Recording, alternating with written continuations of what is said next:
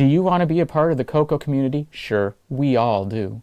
So join this free weekly live talk show to find out how easy it is to watch at home and learn about your color computer. At the CoCoNation, more than 9 million men and women have participated in the community without setting foot outside their homes.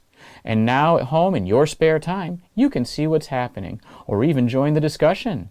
Choose from any one of these segments: panel intros, project updates, acquisitions, Coco Thoughts, featured interviews and events, the Game On Challenge, news, Ron's Garage, Coco commercials, show coverage, panel goodbyes, or you can join one of our extra shows. You can choose from the Game On Challenge Live or Coco Tech. Join the CoCoNation right now. Click the link for the free information TJB Chris spoke about. Then decide if you want to watch the CoCoNation Live Show, the world's leading live weekly talk show featuring the Tandy Color computer, its siblings, cousins, and redheaded stepchildren. Visit thecoconation.com. There is no obligation and no salesman will visit you. Visit thecoconation.com.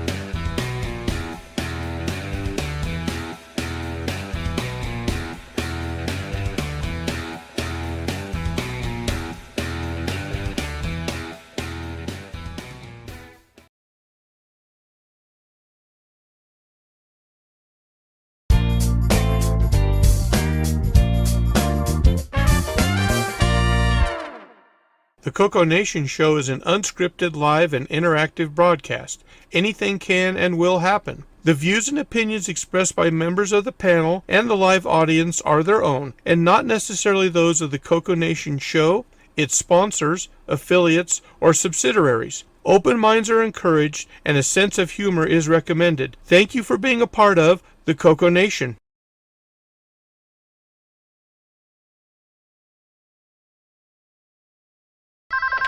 Radio Shack? Okay. What? The 80s called.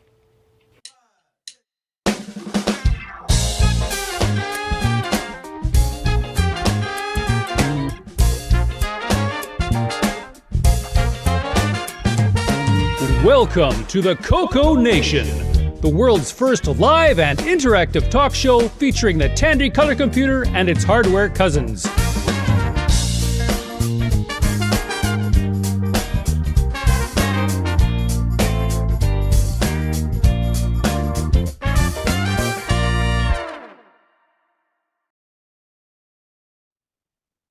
Hello, everybody. Welcome to the CoCoNation Show, episode 367. We really are here this week. We made it. No, we're not. This isn't really us. This is just your nightmare. Oh, yes. Your nightmare highway. Hey, we gave him a break last week. So, let's see. Panel, yes. All right. Top corner, we've got yours truly. Next over, we got Marco. Hey there, glad to be here. And Henry Gernhard. Hi, folks. Welcome to the CoCoNation. My name's Henry, and today I've got a new shirt. Yay. And Ron Dalvo. Hey. I almost called you Ron Deluxe. Yeah, that would have worked. That's another like side name, right? It'll work. It's alternate alias. That'll work.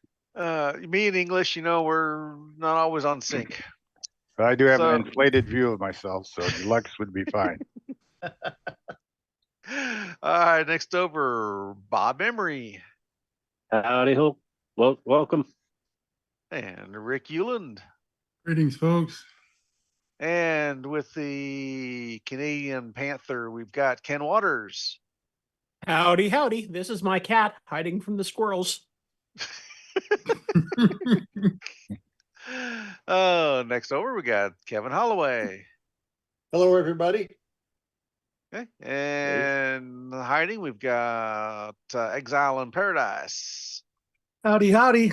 This week, apparently there will be a show because I'm nowhere near the buttons.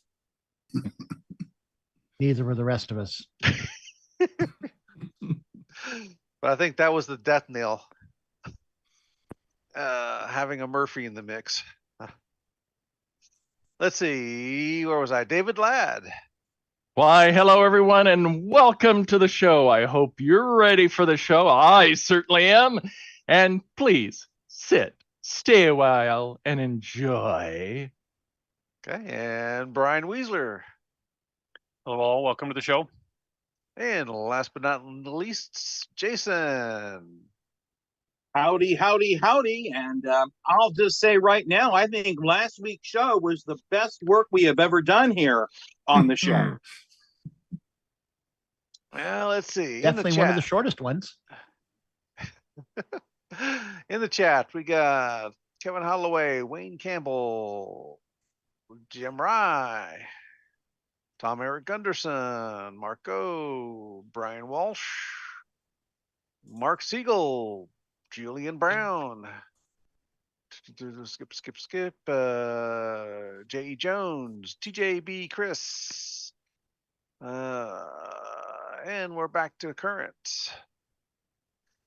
All right, so we've got a bunch of things to go over today. First off, though, we're going to do the project updates. Then we've got some videos from VCF Southwest and from BoatFest. And we'll see what happens after that. Then we have 15 hours of news. Indeed. 2 weeks worth. So Are all 2 weeks there? Because I thought the note said that there was only up to the 12th. No, we got stuff. No, the notes lie. The notes lie. Okay, the notes lie. Got it. Yep. Okay, let's see. First up, Henry. Hi there. So I am conveniently already on overhead camera with one of the bits of my acquisitions here. Now, don't kill me. This is not 6809. This is 6502. Boom. Hey, but not necessarily the most common of beasts within the United States of America. Say hello to the BBC Micro. Hey, that computer looks familiar. Yeah, that's the one that I picked up at BoatFest. That, Exactly. Like micro, you would think it would be smaller. Well, Can I mean, you it's about the same size as a Coco One, really. Can you just say 6809 every once in a while? Oh, I will. Don't worry about that. We'll fix that in post. So- Every time he says 6502, we'll bleep it. Yeah, so that's what I'm cutting out here. It's already been modded so that it takes 115 volts. I'm ditching the power cord that still had the UK power cord on it, and I'm going to install an IEC connector in there so I can just use a standard any type of power cord. And while I was there, I also picked up a whole bunch of chips. So I'm not sure how I'm going to be barbecue? using. No, they're not barbecue. I think they might be dill and onion, though. I'm not sure. They did have some really good chips there, though. They had like pepperoni roll and biscuits and gravy. Oh yeah, there were some really good chips there. And one of the guys there actually like pulled out some stock of poles and things. So I've got these VLSI pals that that have ADCs in them that I'm not entirely sure what to do with. But well, it kind of looks like our gimme chip. Kind of looks like it, but that goes into a 6809 or a 6309 computer. It definitely can. That we use here on the CoCoNation. Yes. See, that's why I went for the big bag of 74 LS chips, because I could use those in my 609 or 6309 computers. Ah. Let's see. Thank you. I also picked up a few. He had some standard window EEPROMs there, so I picked up some of those. And those I'm definitely planning on using. If not in a FUJInet project, then definitely for the fourth project when I re-ROM one of my machines to run my fourth ROM. Would that be in a 6809 machine? But when I default to machine, that would be color computer. Okay. And what color? What's that? What color? Yes. Yes. Lurid pink. The screen is nuclear green. The case can be either a very light beige or a beautiful battleship gray. I'm personally preferential to the battleship gray because it brings back waves of nostalgia. And also, amongst those chips this is a 68,000, which would that be a Motorola chip? Yeah, it would be a Motorola chip. It would indeed. The same chip used in ours? It's actually ST, but so it's a license, but yeah. Oh. It's a Motorola design I am very chip. much looking forward to playing with this one. Is that a plastic case? Yeah, it's a plastic case. Because there's a couple of things that I'd like to play around with. So a lot of people are like, let's see if I can remember how to do this. Am I set there? I need to be on that one. There we go. A lot of people are like, well, I just don't, I want this Coco 3. I want the gimme. Sure, go ahead, play with the gimme, get the graphics things and everything like that. I actually want to take the 1-2 platform and see how far I can go with it. Okay. That is to say, like, lift the pins on the VDG a little bit and see what I can do as far as external graphics or external character generation. Take the platform, like the other side of the platform, sub in the 68K and see what the 68K, what I can do with it as far as the 68K goes. How much more can I do by doing minor swaps? And no, it's not going to be a color computer. It's not going to be a deluxe. It's not going to be a 3, but it will build off of that. These ideas will build off of that start and just kind of go from there and possibly be fun. Who knows? So Henry, Yes? there are app notes from Motorola on specifically using the VDG with a 68K. Yeah, that one. I've seen those application notes before, and I definitely want to play with that. So, minimum files. Are you looking for different colored smoke that comes out when you use these? I think it's all going to be roughly the same color. More shades of gray. Yes. Okay. Yes, let's go with that. Okay, and I do believe that's everything that I've got. You done well. Thank you. Okay, next up, Brian. Hey guys. I just wanted to, I haven't been on the show since Coco Fest, and I just wanted to hop on for a little bit. I just wanted to share some things that I picked up at Coco Fest. either auctions or from people and stuff like that. So let me switch cameras here.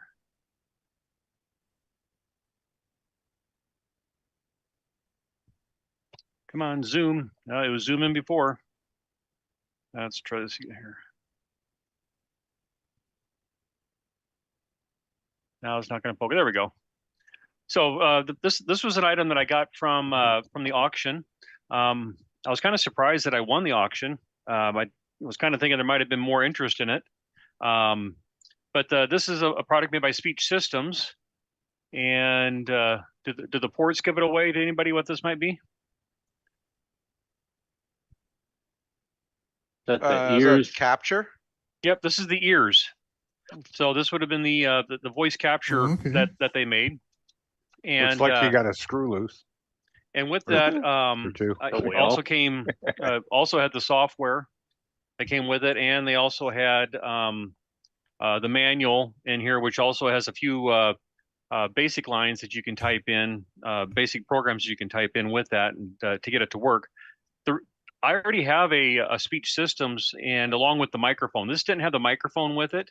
In the manual, it talks about needing a special microphone that has, because it has the mic and the headset built in together, but it talks about needing a microphone that has like a preamp built into it. So I'm not sure. I'm gonna see if I can try a couple different mic and earpiece combos and see if maybe just one right off the shelf might just work possibly.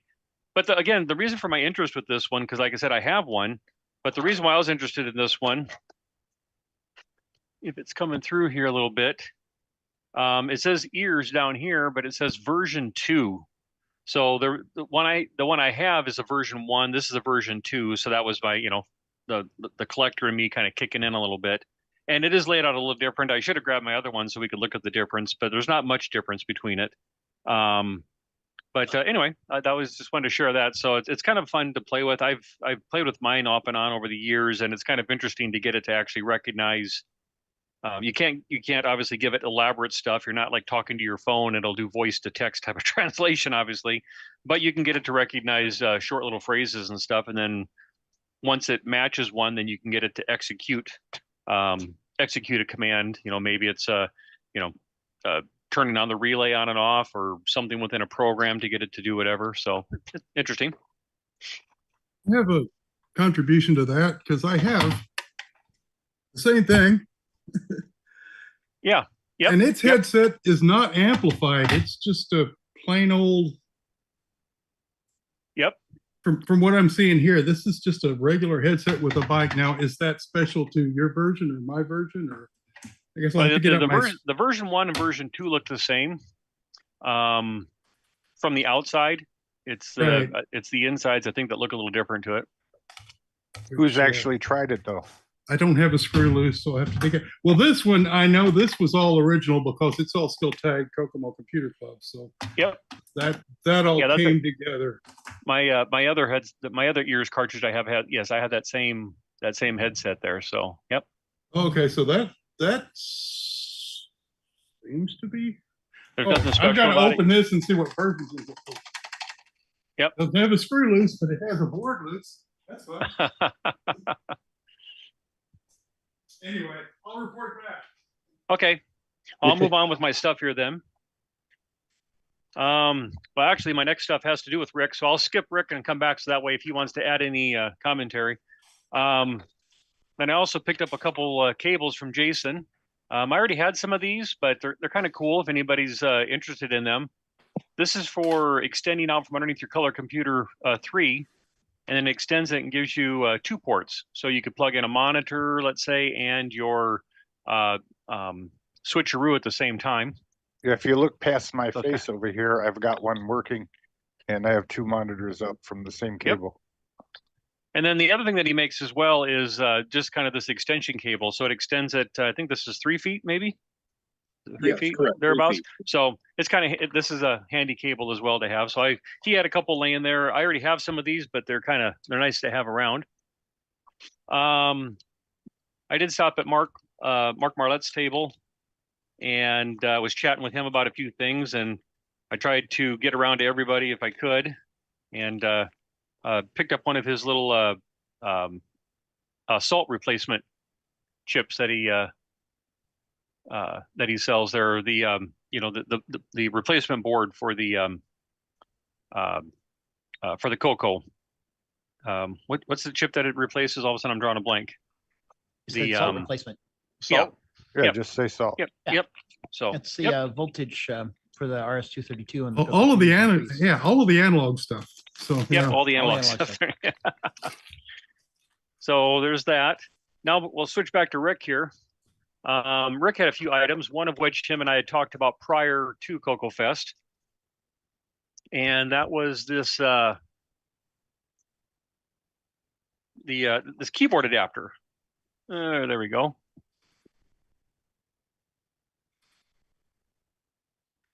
So this is the keyboard adapter. So you plug the ribbon cable into the keyboard where the Coco would go, and then you plug your and then you can plug an AT style keyboard into the side here, and it has a ROM. And I believe the ROM can be is the ROM configurable, or it already comes pre-programmed? I'm trying to remember with certain function keys, so you can hit certain keys on the AT keyboard to get it to do other functions for the Coco. Yeah, those were all pre-programmed. It's in the little manual. The funny thing about this one is never been plugged into anything. It's still new old stock. Oh, okay. So that was kind of neat. Him and I had talked about that, and so I picked that up from Rick. Also, while I was at Rick's table, I picked up a few of his items that he was selling. His little key adapter, which takes you from the edge, from a pin to the edge. Whoops, it's flipping around on me here. Sorry. So it takes you from the edge connector from the pin connector to the edge connector on the keyboard there. So if you have an older style keyboard, and then also one of his other keyboard adapter here as well for the edge card. Oh yeah, that one's strange because every Tandy keyboard fits in every other Tandy except for the pin connected Model 1 and the original Melty Coco 2, because the Mylar had the pins on the wrong side of the Mylar. Oh yes, yep. And so as a result, the motherboard had the pins on the wrong side of the motherboard connector, and you couldn't put any other kind of keyboard in that Coco 2 at all, which is kind of stupid, but so yeah, now you can. And then Rick also had some of the multi-pack upgrades for the Coco 3. Is it the PAL or GAL chip? PAL chip. Yeah. GAL chip. So anyway, and then also I had one of Rick's CoCoIOs, but I bought the newer version.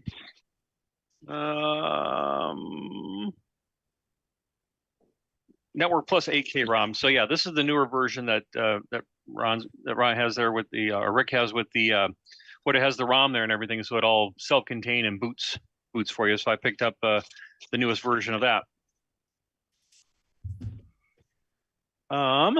Let's see here, moving on here. Another item that I got on the auction at Coco Fest, and initially I kind of thought they were kind of the same until I looked a little bit closer. You guys have seen these lock plates before? Which will fit underneath the the Coco Fest auction. Yep. So these will fit underneath your Coco, and then your multi-pack fits into there, and it just kind of keeps them so they're not separating on you. And I really didn't notice at first though, because I thought they were the same, but they're actually just a little bit different as far as the holes go, having to do with one type of Coco or another. Yeah. So they're just a little offset there. So got both of those with the in the Fest. And this paper here, this actually kind of peels off. I think this is just the protective paper that was on the white plastic there. It keeps the it helps when it's cut to prevent the edges from splintering. Right. So you basically cut your material out and you peel it. Are they plexiglass? Because I think plexiglass. It's kind of a white plexiglass, yeah. Yeah, they came with that on it. And then a really nice guy had a chance to talk to him, William Athing. He made some extra Coco Fujis, and he offered me one. He asked me if I'd like to have this, and so this is the Henry can probably step in here. This is the version 1, correct? That has the cable. Is that how they refer to it as version 1? The one cable that's going to be what they call the Rev Triple Aught, which is the first one that actually has things working appropriately. Like you don't have to worry about cassette boot. It just boots directly from the cartridge, and it uses the serial dongle for the drive wire connection. Okay. So it's going to be perfectly fine. It's going to work perfectly fine. You just have to make sure you keep up with your flashing on the ESP32. The actual cartridge bus unit is in development now. So what does that mean? Because I have one of those, and my mine doesn't work on a Coco One. That might be a firmware issue. Well, yeah, that might be a firmware issue. Drive wire speed thing. Yeah, I updated it, and since then the first and my Coco Ones don't work on it. And then the other thing is, they also changed the case art, didn't they, on the newer ones? A little bit, but the case art doesn't really matter that terribly much. No.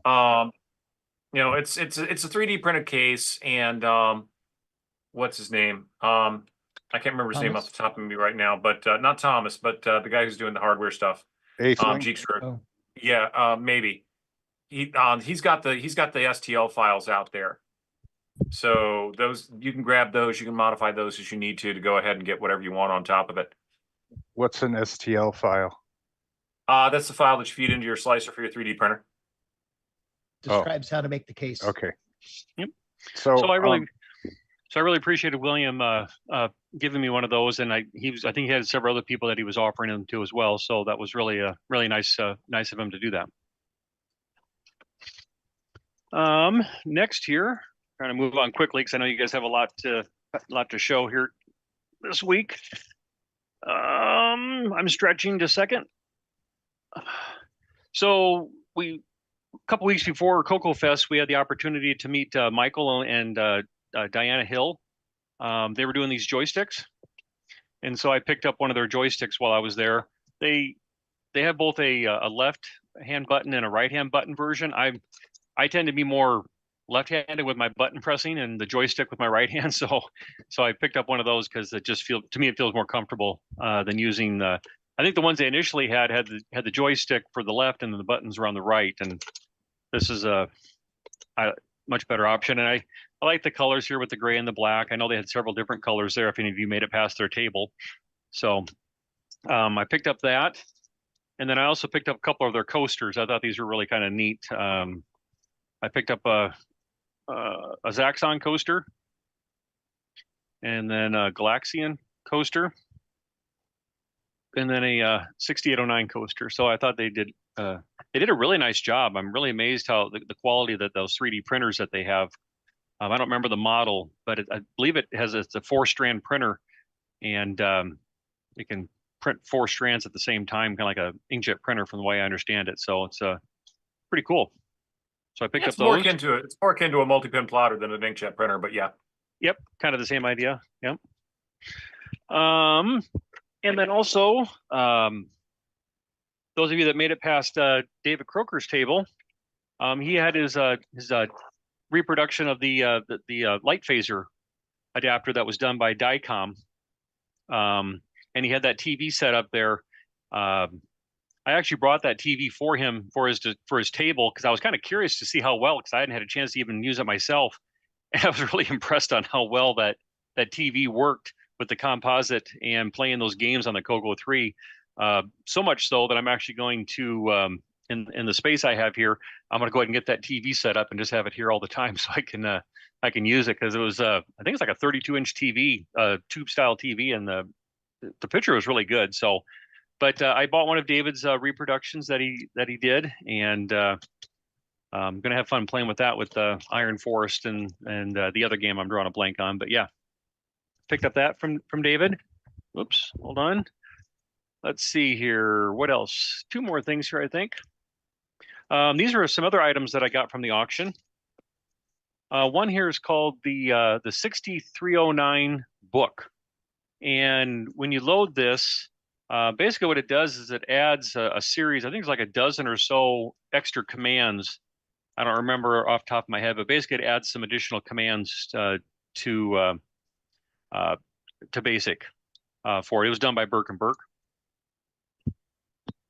And then the other one that I picked up here is it's called Power Boost, and essentially it's a 6309 chip, and what's on the disk is some things that you can install to speed up. I think it is basic and also OS 9, and that was also done by Birkenberg. And then lastly, I had an extra buck on my table, and Neil Blanchard was selling these little stickers, and I thought they were kind of cool. So I figured, well, it's just a buck. It's kind of cool. So maybe I might have a place or two to stick some of those stickers at. So is that my list there? That's my list. That's all I have to share with you guys. So it was a good Coco Fest. Really enjoyed it, and those are some of the items that I picked up while I was there. Okay, and Rick, you took apart the ears. Oh yeah, it's also a version 2, so, and it's just a regular headset, so you should be good to go. Just any cheesy office set with the 3-prong. Yeah, because I'm trying to think. Is the plug? Is that a 3 or a 4? It's a 3. It's not stereo, so there's only 3. Okay. Headphone mic and yeah. So I'm thinking, yeah, any headset that I can find that would be like that. That yeah, would have yeah. both the Your mic your standard office headset that you can get for $5 on eBay is exactly the right thing. Yep. Yeah, that has the microphone kind of in there as well.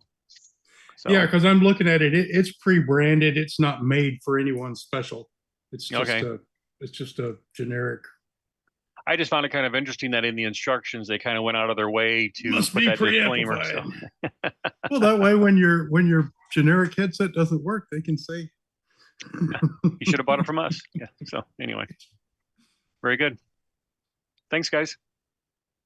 Thank you. All right, let's get caught back up on the chat here.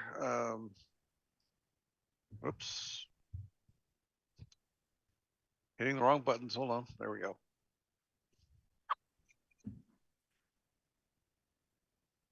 All right, in the chat, there was, where is it? William A. Thing. He was, okay, it was in here somewhere. Hang on, gotta find it. Okay, so yeah, William A. Thing. So he's saying back when we're on the ears, or the FUJInet version 0, he says. And then he says the important part is to make sure the diff switches are set correct for your model of Coco. So Ron, that may be something to check on. Yeah, I know that. Yep. Okay. All right. Next up, we've got, I guess me. So yeah, I picked up at VCF, I picked up a couple of things. Coco related. For the longest time, I had a lot of trouble finding serial mouse, and I found a whole box of them. So I picked up a few of the RS-232 mouse. Yo, proper mouse with a DB9. Yeah. So ideas I have are to use the RS-232 pack with OS 9 to get a better mouse response. And I ran into TJB Chris. Oh, nice. Picked up one of those. On the free pile, I did get a couple of motherboards.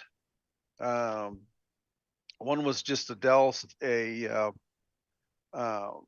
socket 370. Figure out how to make it work. And then this will be a project worthy of Necroware.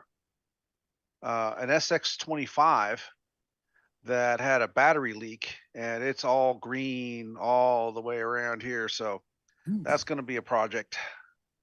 Well, she's only a 4-layer board. You'll be fine. Well, you got memory with it too, huh? Yeah. Processor too? Yep, processor's in it.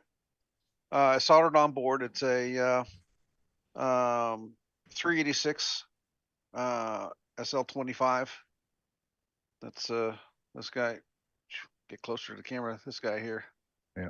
So that'll be a project. I didn't have one of this era. What's that? Got the coprocessor socket. Yeah. And supposedly it also came with a couple of like a video card and a multi IO card, but apparently this was the inner guts of a portable computer. Oh, so that was the guts of it. Nice. So Compact. Yeah. and that's nice. where that power supply I showed you earlier came from. So that was on the free table.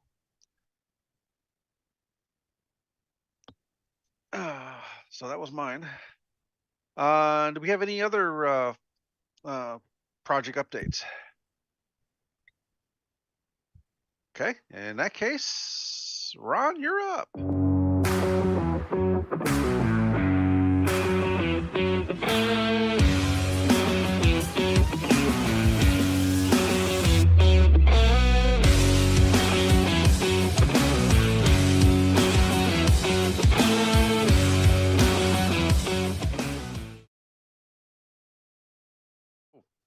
I've got to hit the button over here. am I up? Yep, you're up. Okay, Europe. That's a nice place. Okay, what we got today on Ron's Garage is a GIMEX, which I received in the mail from Ed. Installed it myself, which was cool because I'm not a, soldering type guy like L. Curtis Like Curtis. Boyle. But I was able to remove a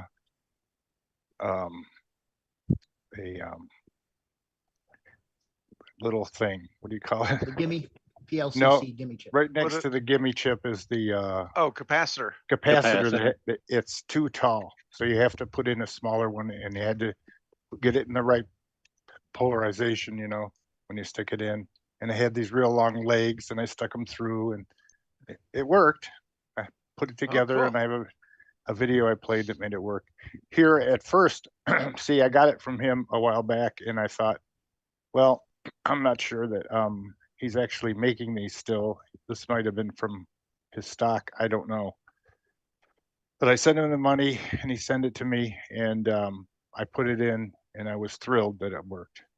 And from a guy that just uses stuff and to now being a sort of a tech guy a little bit, it's like exciting, especially when it worked. When I first turned it on, it was cool. That's empowering, isn't it? Yeah, it's I don't need you guys. Look at me. So is that a 8 meg or No, 2?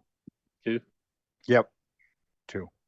And I started fooling around with my TDP 100, and I went online using the RS-232 port and used the Coco VGA, which is actually pretty slick when you want to use high res, 80 by 24 lines. It made it really cool. I went on to CoCoNet, which is my brain is not functioning today, which is a board that Michael Pixley, what's his name? Michael has. It's on here somewhere. I use S-Term, and I've used it for years. I put it on a laptop that's running XP, and if you look at it, it's just a little program that hooks your Coco through the 25-pin serial port to the Coco and works perfectly.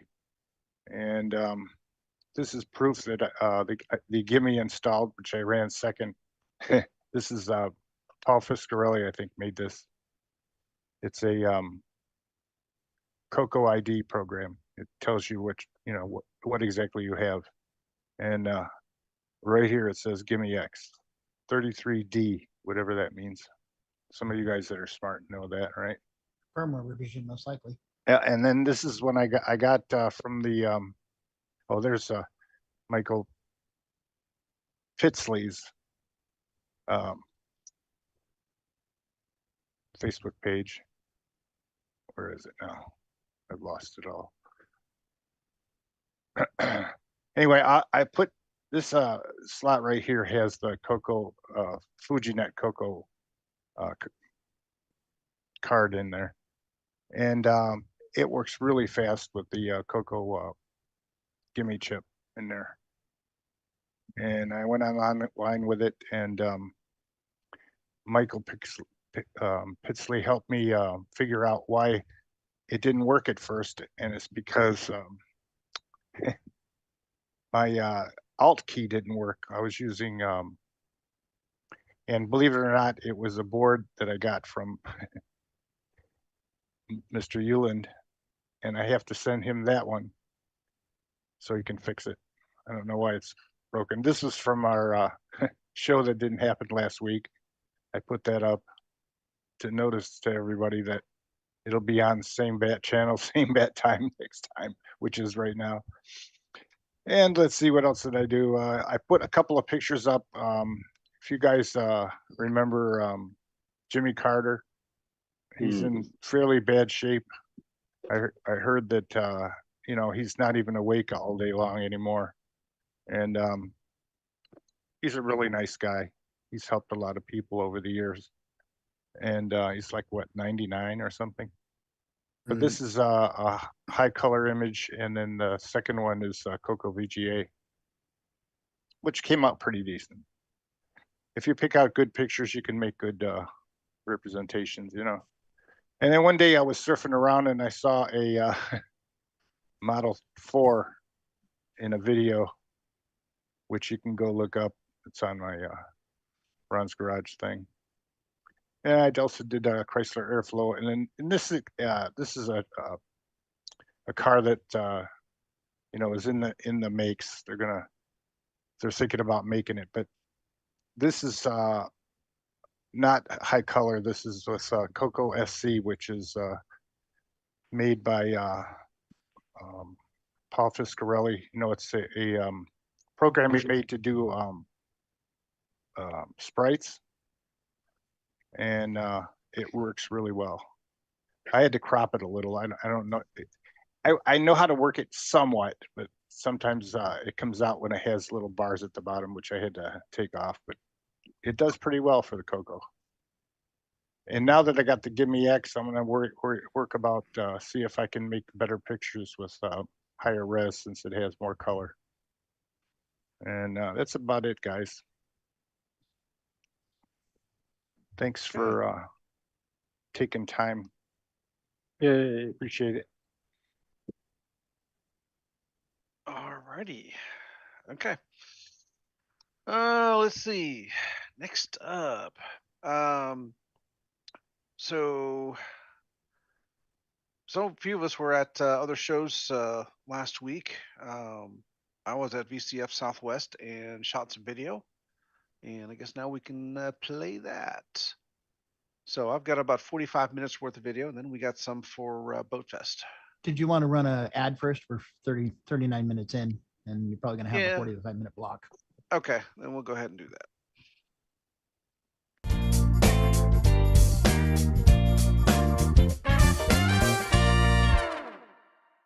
Hey, Amy. Hey, Taylor. We're watching the CoCoNation show. Yeah, we are. Woo! You should too.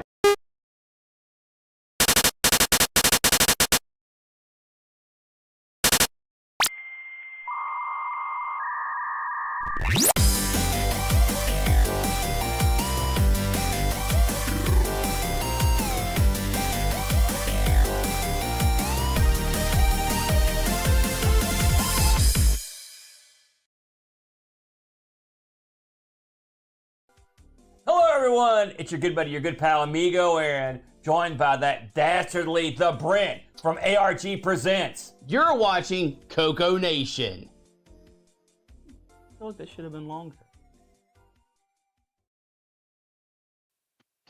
The CoCoNation show would like to thank the following patrons: Alex Gare, Brendan Donahue, Brian Walsh, Brian Weasler, Kieran Anscombe, Coconut Bob, Daddy Burrito, David Ladd, Derek Smithson, Diego BF109, Don Barber, Eric Canales, Frederick Segard, Glenn Hewlett, Graham Wabke, Grant Leedy, Henry Strickland, Justin Larson, Ken Reichard, Kevin Holloway, Paul Fiscarelli, Paul Shoemaker, R. Allen Murphy, Retro Tech Time, Rob Inman, Rocky Hill, Steve Batson, TJB Chris, Tom C., Tom Gunderson, Tom S., William A. Things. Thank you so much, patrons. If you would like to support the CoCoNation show, sign up at patreon.thecoconation.com.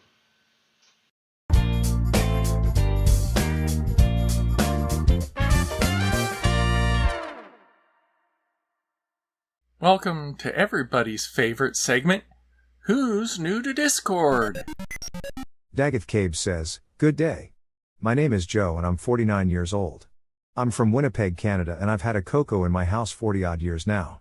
I just beat Coroni's Rift today on the Coco 3 and somehow dislodged my deluxe joystick switches in the process." Barack Aiden says, "Hello everyone. My name is Alan. The Color Computer 2 was my first introduction into programming back in the day. I have restored and upgraded a few systems from the 80s and 90s. Love pushing the limits of older hardware and making it different and new. I found this channel on Facebook. I am looking for new updates, hardware and software, and things other people are doing for this platform." Rat Soup says, "Hello. My name is Lee. My first computer was a 16K Color Computer 2. I learned to program on this machine. Currently I have 2 Coco 2s. I like to work with electronic things. Build circuit boards and experiment with them. I recently built a FUJInet Rev 000. That's how I heard about this group. The previous bios were edited for time. Thanks to Boysen, Glenside Computer Club, Paul Fiscarelli, Paul Shoemaker, Tandy Color Computer 3, and the CoCoNation patrons for boosting the server. Please consider joining Discord and visiting the welcome section to read these bios in full and see what the community has to offer. Just go to discord.thecoconation.com. See you on Discord." Okay, we're back. Ken, you awake yet? Nope. Okay. This is recording. Do you want to narrate your? I'll play your video first, and you can narrate it. You don't have to play the whole thing. I mean, you can. You were prepared okay. to. Sure. It's 9 minutes long, so it's not that bad. Okay. Way shorter than the news. I'll try not to Cylon too much while this is going on. And probably more entertaining than the news. A long, long time ago in a galaxy far, far away. And Jason, you were there, so you can throw things in when I'm talking about stuff. Oh, I'm sure I could throw something at the wall and make it stick. Okay, so this is you at the airport. Looks like every other airport. Yep. I wasn't at that airport. I drove. Well, I drove part of the way. Show off. Oh, I can't actually see what's playing. I should probably. Well, there looks like a while plane we're is looking at the taking duct off. tape on the airplane. Yeah, nice. Yeah, that's a turboprop. Did it have pontoons for wheels? No, it was taking off. It almost needed it when I landed in Toronto I because was gonna say wrong time of year for that anyway. Water landing? No. 5 of us piled into a little Ford Bronco, and yeah, we drove 10 hours down to BoatFest. Looks cozy. As you can see, there's a lot of luggage in the back of that vehicle, and we got stopped at the border because they didn't want to let us in. Why? But I saw those American flags. we filled out all the proper paperwork for the guy that wasn't from Canada. Where was he And from? then yeah, we got to BoatFest and France. Oh, okay. He's living in Montreal, but he's still a French citizen. So Right. That threw him. He is wrench from in. France. Ah, knew that was coming. anyways, so yeah. Let's see what's going on here. During one of the raffles, there was raffles going on at the thing. Through a couple of raffles, if you won, you got to just go pick from a table of prizes, and then they filmed a bunch of shows like ARG Live,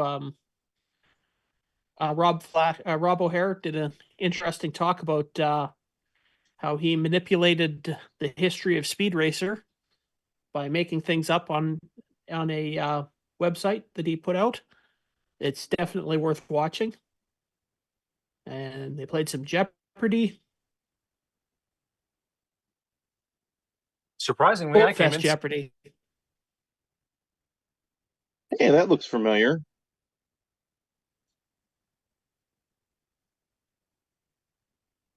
And I'm losing everybody because Look at that BBC Micro there. That looks familiar. So I'm yeah, so that's the auction table, including a build your own Mac. Which was one that Aaron took apart and didn't want to put back together. Exactly. Home with you afterwards. Believe it or not, there was an Amiga at this show too. Well, that was totally unexpected. Did they leave their attitude at the door? And lots of games. Mostly Commodore stuff, but and Apple. Yay. Oh. Oh, sorry. But who wants to talk about that Apple crap? Isn't that another 6502 machine? And there's Frank and Jason from Retro Rewind. They were set up there helping fix stuff all weekend. So, yeah, they were my ride down to the show. So me and Curtis and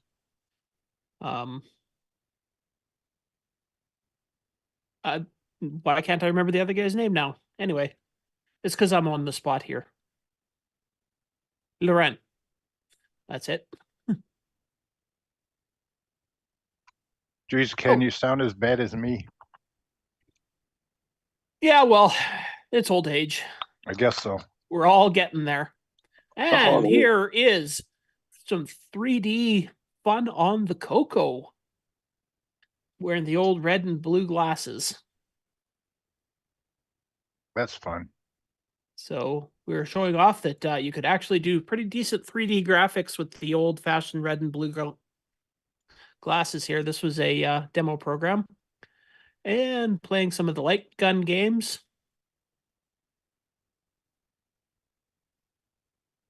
Both of them. Both of them, yep. I think that's the Medieval Madness or whatever.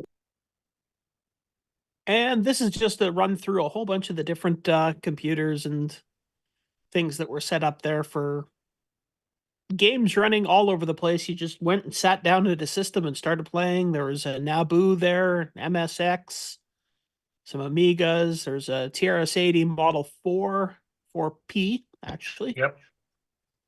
And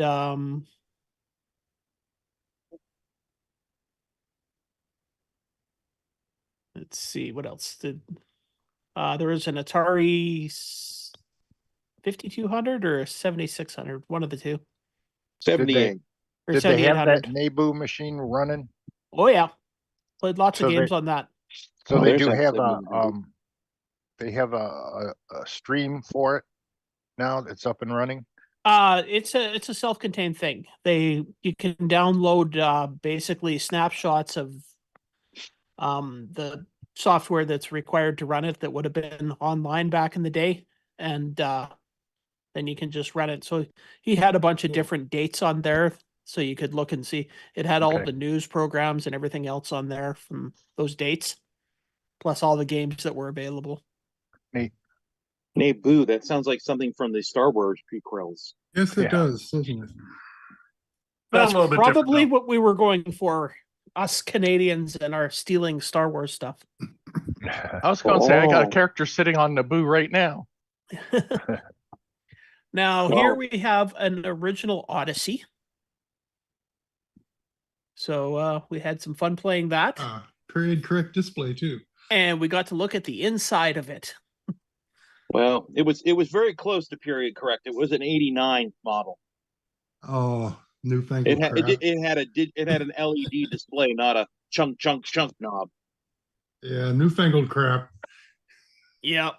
And then they replaced the Odyssey with a Pioneer laser action player or whatever. So playing games from those giant laser discs. And Sega Genesis and TurboGrafx 16. Yeah, and it was complete with the Sega Genesis and TurboGrafx inserts, so you could pop them in and play either of those. And there, I picked up a Commodore paddles, a big bag of 74 LS logic chips, and a FUJInet cart for the Coco. Have you tried the FUJInet yet? No, I have not. I've only been home for a couple of days. And there we all piled into the car with even more stuff than we came with. So a bunch of us had crap sitting on our laps on the 10-hour drive home.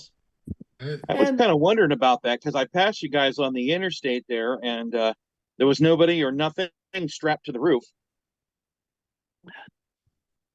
That's because we just piled everything on top of ourselves.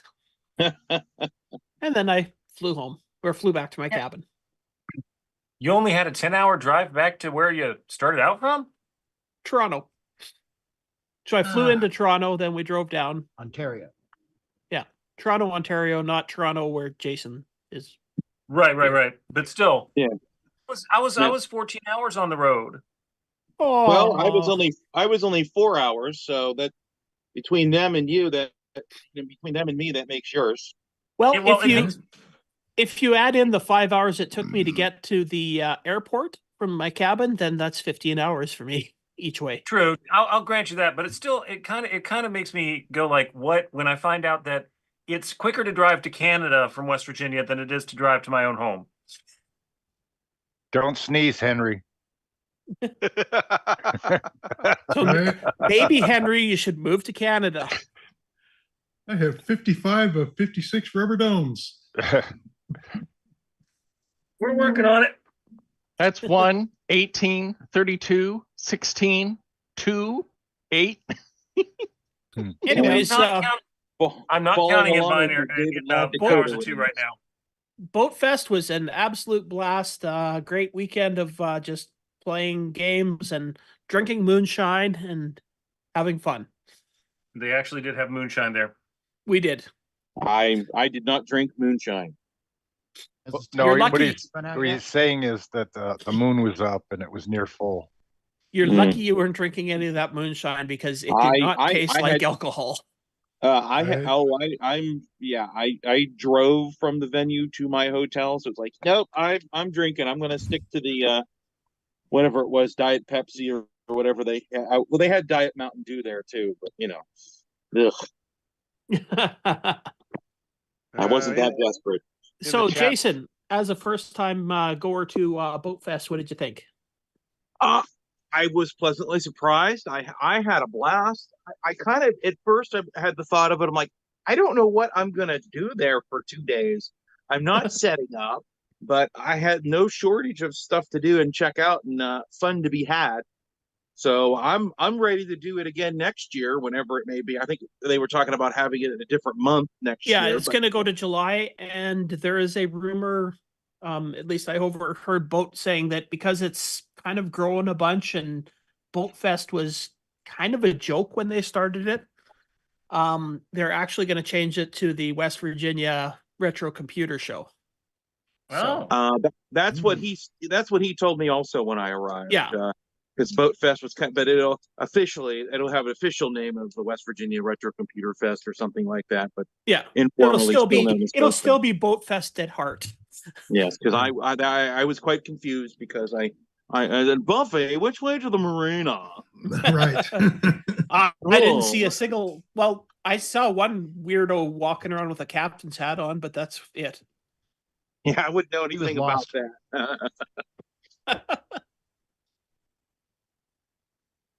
And Henry, what did you think of your first trip to BoatFest? Well, I desperately enjoyed BoatFest, but I'm reminded that I do not like going back to West Virginia in general. It's just like I get into West Virginia and I'm like, now I remember why I left the state.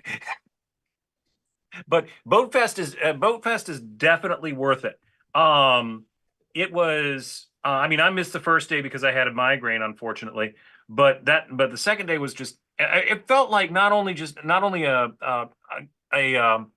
convention, but it also felt like a family gathering because Yeah. I stayed for the picnic on Sunday, and that picnic was just like, I mean, it was amazing. It was a family get together, and it was a big family get together. And let's see.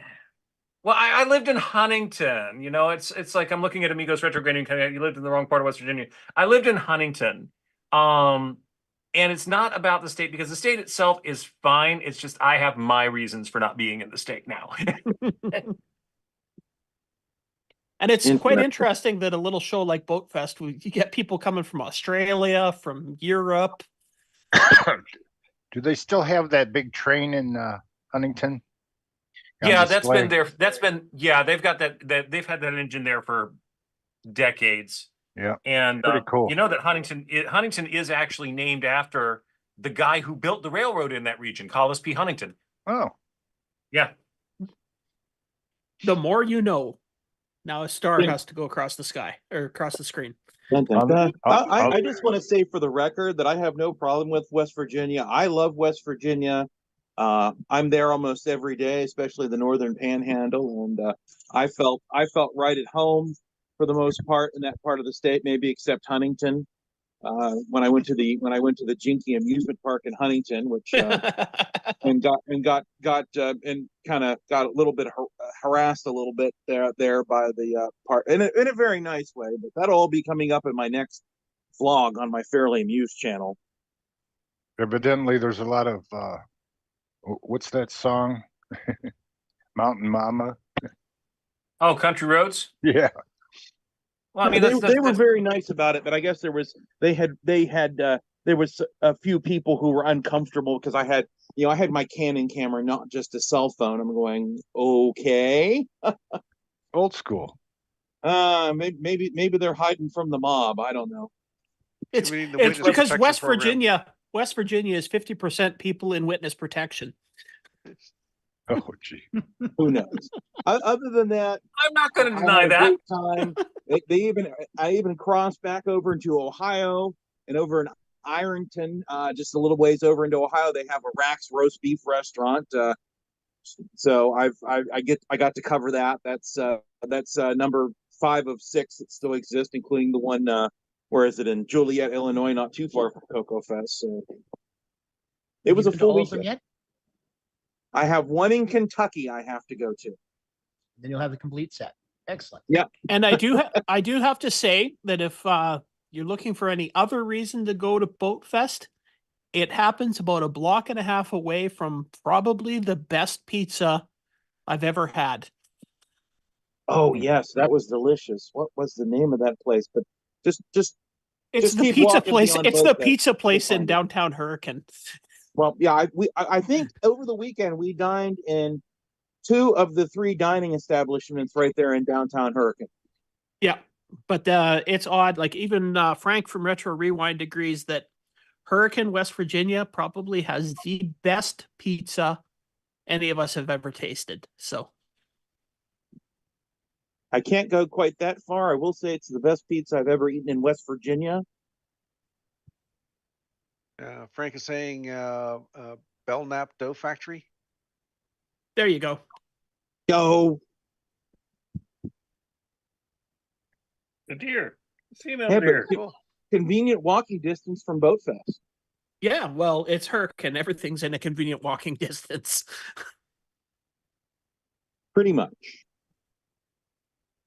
Okay. Anything else on BoatFest? No actual boats were at the fest. I think next year when I go, I'm going to just throw my boat on a trailer and bring it. The Kanawha River's right there, so that's not a bad idea. Well, I figure my travel was pretty much just coming down.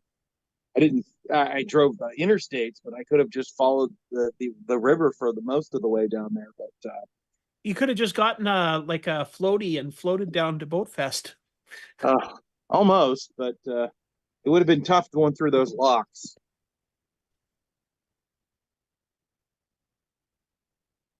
Gotta have the right key to open them, huh? Not those kind of locks. Locks and dams. Right? Yeah, you show up and you're floating in front of the gate. Let me through, man. That's just in a pleasure craft. That's an adventure going through some of those locks on the Ohio. So Okay. Well, let's see. One of the other events that were going on was VCF Southwest. Too bad nobody was there. So I was there and shot some video. Let me pull it up here. So I'm still debating, should I let the audio run or narrate it myself? I'll just narrate it myself here because I didn't. It was weird. Either way, we'll have mispronunciations, just different ones. Yes, that is true. Okay, so let me hit start over here. So this was the map of the place. They had it spread out over 2 buildings, and actually a 3rd building because they had it was on the campus of University of Texas at Dallas, and so they were using. They had the main ballroom that was over here, and then they had an auxiliary room that the Tandy assembly exhibit was at. That was the ones read there, and then they also had a 3rd building that actually was the lecture halls for the university, and that's where they did all of the workshops and and presentations. So it was really nice facility. All right, let me scroll ahead a little bit. This is actually the reception hall, main hall, and in that corner over there, not that table, but the back table over there was the free pile, and all 3 days it was constantly rolling over because it filled up, so people couldn't bring stuff anymore. And as space opened up, more people would bring things in and put on the table. So, and yeah, that Mac was one of the items on the table. Those type of things didn't last very long. So this is going in on the main room here, and let me know if we need to speed it up or anything. This video is about 33 minutes.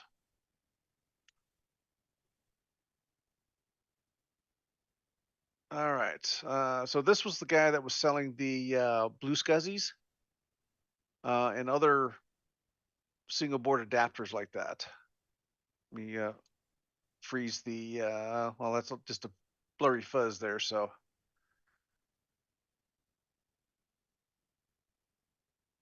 All right. And then that's where I picked up the mice at. And one thing I did kind of think was kind of neat is they were selling 30-pin Sims made with modern RAM. Ooh. Ooh. Geez, I wish I was there. I could have probably got a couple of those for my MM1. So, but you could, I took a picture of his business card. So you might be able to contact him to do some business. So this next table was the FUJInet, and said hi to Thomas Cherry Holmes. And he had 3 seminars that he did, two full seminars, and then he was on the streamers panel. So he did all 3 of them in one day. So he's a little fried. And it shows all the different machines running FUJInet. Whoops. There we go.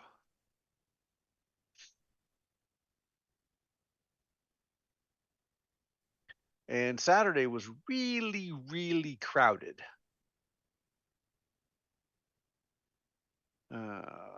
So I kind of had to weave my way through. So this one was the Macintosh librarian. And she had this little Mac down there that would talk to you and stuff.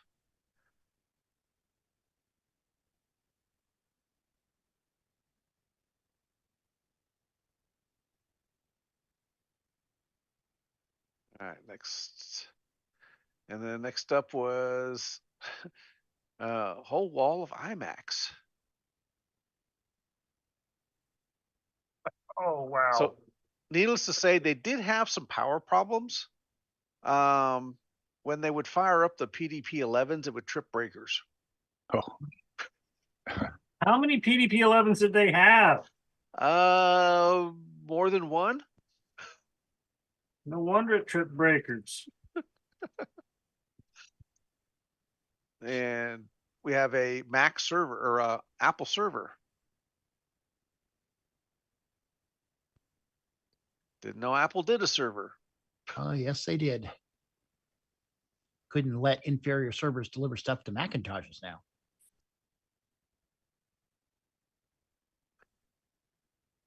And they had an Amiga with a aftermarket power supply.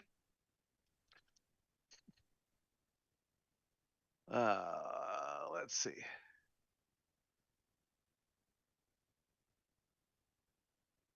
More Macs of some sort.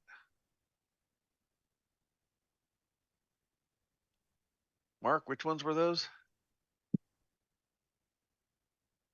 Which ones? The one I didn't focus on. Sorry, I'm not that great on Macintosh. I kind of bailed out of them about the time the GS came out. That's a GS right there. Or it could be it looks like a GS, but it could be one of the other Macs also. So being so crowded, it was hard to get close. And yeah, I tripped over that damn thing. It was hard to get close to some of the stuff. Power books of some sort. Yeah, so this one is like, I guess they titled this one "Totally Normal Tiny Computers Running Entirely Appropriate Operating Systems." Oh, there's some looks like little IBM PC types.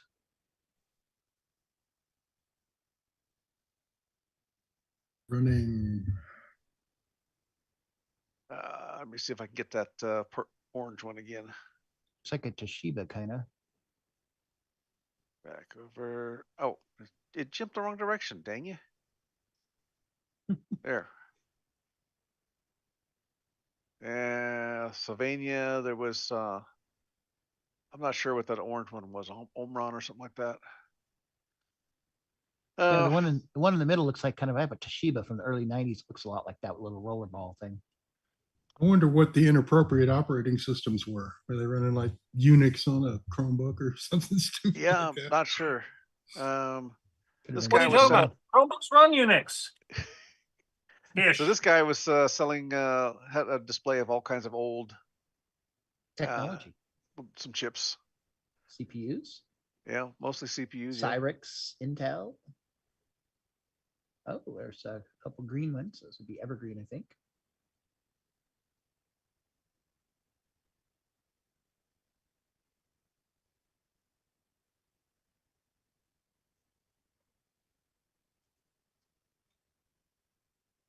The toys of our childhood. Yep.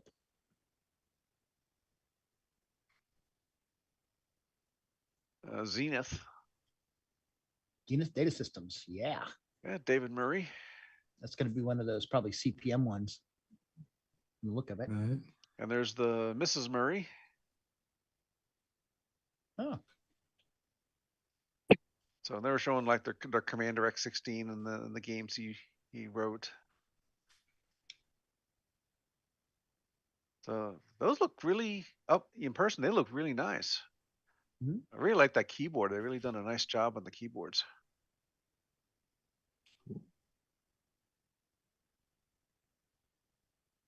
Girl.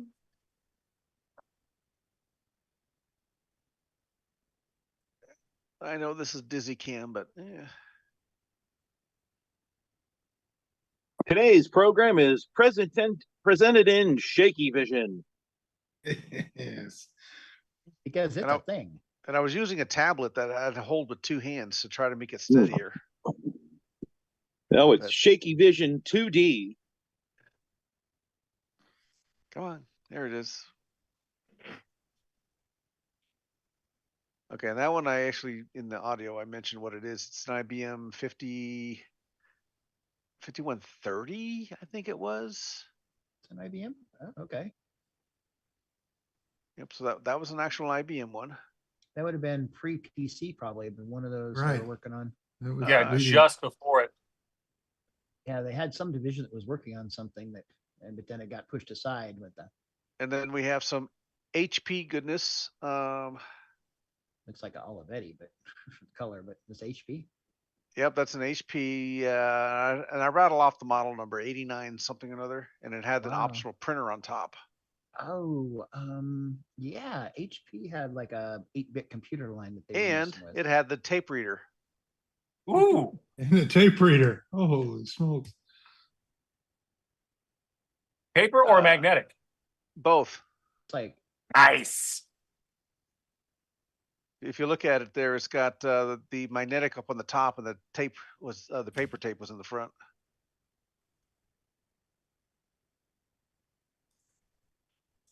And this was, yeah, swinging around to the next table. Oh, there it is. Olivetti Programma 101 HP 9100. Same machine. Good eye, Mark. Oh, Apple III. yeah. It's like it's missing a key on the keyboard too. Yeah, well, It happens. yep. I just take another look at it here. Little pizza box. Is that like a Mac or is that a workstation? 3.5 inch. Yeah, sure.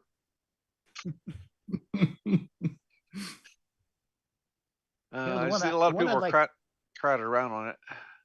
Yeah, the Apple III I'd really like is they have one called the Apple III Plus. It has the delete key like the Apple IIe, and those didn't make very many of those. They're only out for like 4 months or 6 months, and that would have been kind of a cool one to have. So this is Boise with the Turbo 9? Phoenix project. Right.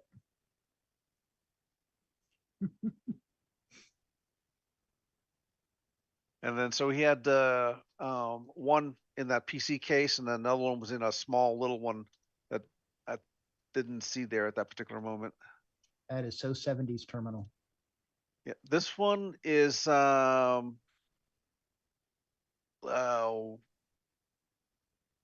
that's the ADS or ads viewpoint. Yeah, I'm trying to remember the exhibitor's name. He's a common YouTuber. Oh, you're talking about Usagi. Yes, him. Yeah, Usagi Electric, and actually those ads terminals are from the 80s. And then this also joins in with AJ's display. Forgotten Machines.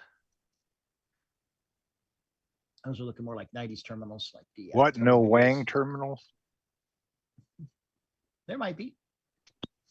It was a So, thing. I don't know if you got the There you Wang go, terminal David. work. And Hey. every floppy tower. Yeah, that looks pretty ghetto. Hey, that looks like AJ's table. Oh, it is AJ's table. Look at that. And then we had Brandon's Coco table. VGA. Needless to say, it's much better going in person so you don't get so dizzy watching these. It's the Forgotten Machines porta booth. You know their MarcB, the whole reason why someone sent me the case that I've got for my grease weasel project is because I was wanting to build something like what AJ had. But someone goes, yeah, you might want your floppies enclosed. You might not want them open to air. So there's something special about that, Lisa. It's got some upgrades on it that it's actually rendering that video in real time. really? I was kind of finding out afterwards. It's a PC repack, that's why. It was a 2G or something like that. And then back around to that 3.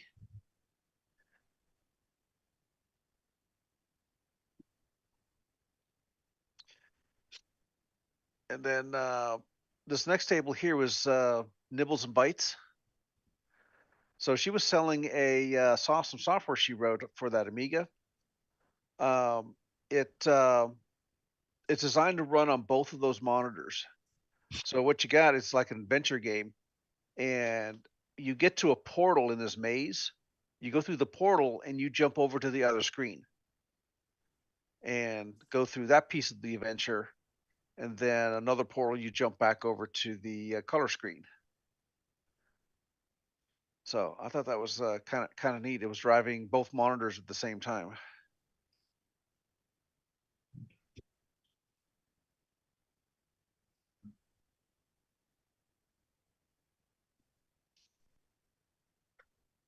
It says it's a C128 rather than Amiga, but I thought it was Amiga that had that low configuration also. So I think the other monitor was running just black and white. And then here we're getting to some old stuff. There's actually a rack of bubble memory. Plotter? Like behind that plotter, plotter. there's a rack of that core memory. Magnetic core. Oh. Oh, and that's a platter out of a disc pack. Round disc there. And this thing here was that 128K bubble memory unit. And I recall that Hot Coco, I think, had an article on how to hook this thing up to the Coco. I seem to remember that being a thing. I was told that blue thing was from medical. To me, some of that stuff looked a little pricey, but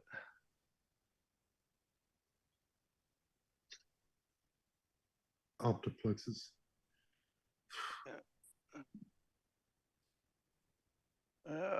Let's see. Yeah, let me just scroll ahead just a little bit. Oh, back up here once. So I think that was a ITS 1800 that they had set up and running, and I guess a terminal digital deck, all right. Dick mini computer? Yeah, I think so. Just some PCs. Let's see. Did they have a freebie table? Yes, they did. PS2s, 2000. I got one of those monitors, sir. Skipping ahead through some of this stuff. Oh, so this when I get around to the corner here, I think. Yeah, so this booth here, this gentleman basically reverse engineered, recreated the Model 1 motherboard. That's one of his recreations there. So just like Rocky Hill did on the color computer, this guy did from the Model 1. Is this the same exact size or it looks bigger? No, this is 1-to-1. Okay. And so they were big, weren't they? Yeah, they were pretty good size. And so he pulled all the chips off the one he had and verified that all of the traces on his board matched the original one. And he had a whole stack of empty boards. He also redid the keyboard, recreated the keyboard. That's ambitious. Now, my question is did he actually get it gold plated to make it more reliable? Don't know. They used something different than the little that Mylar ribbon cable that always failed. So, and this is a stack of bare boards.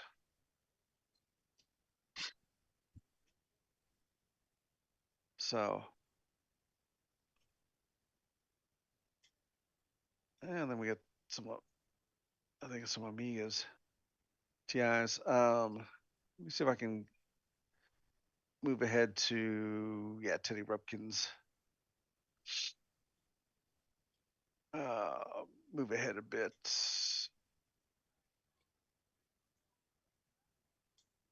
There's some jumping ahead to get the some of the rare international ones. Yeah, there's a lot of some sun stuff there.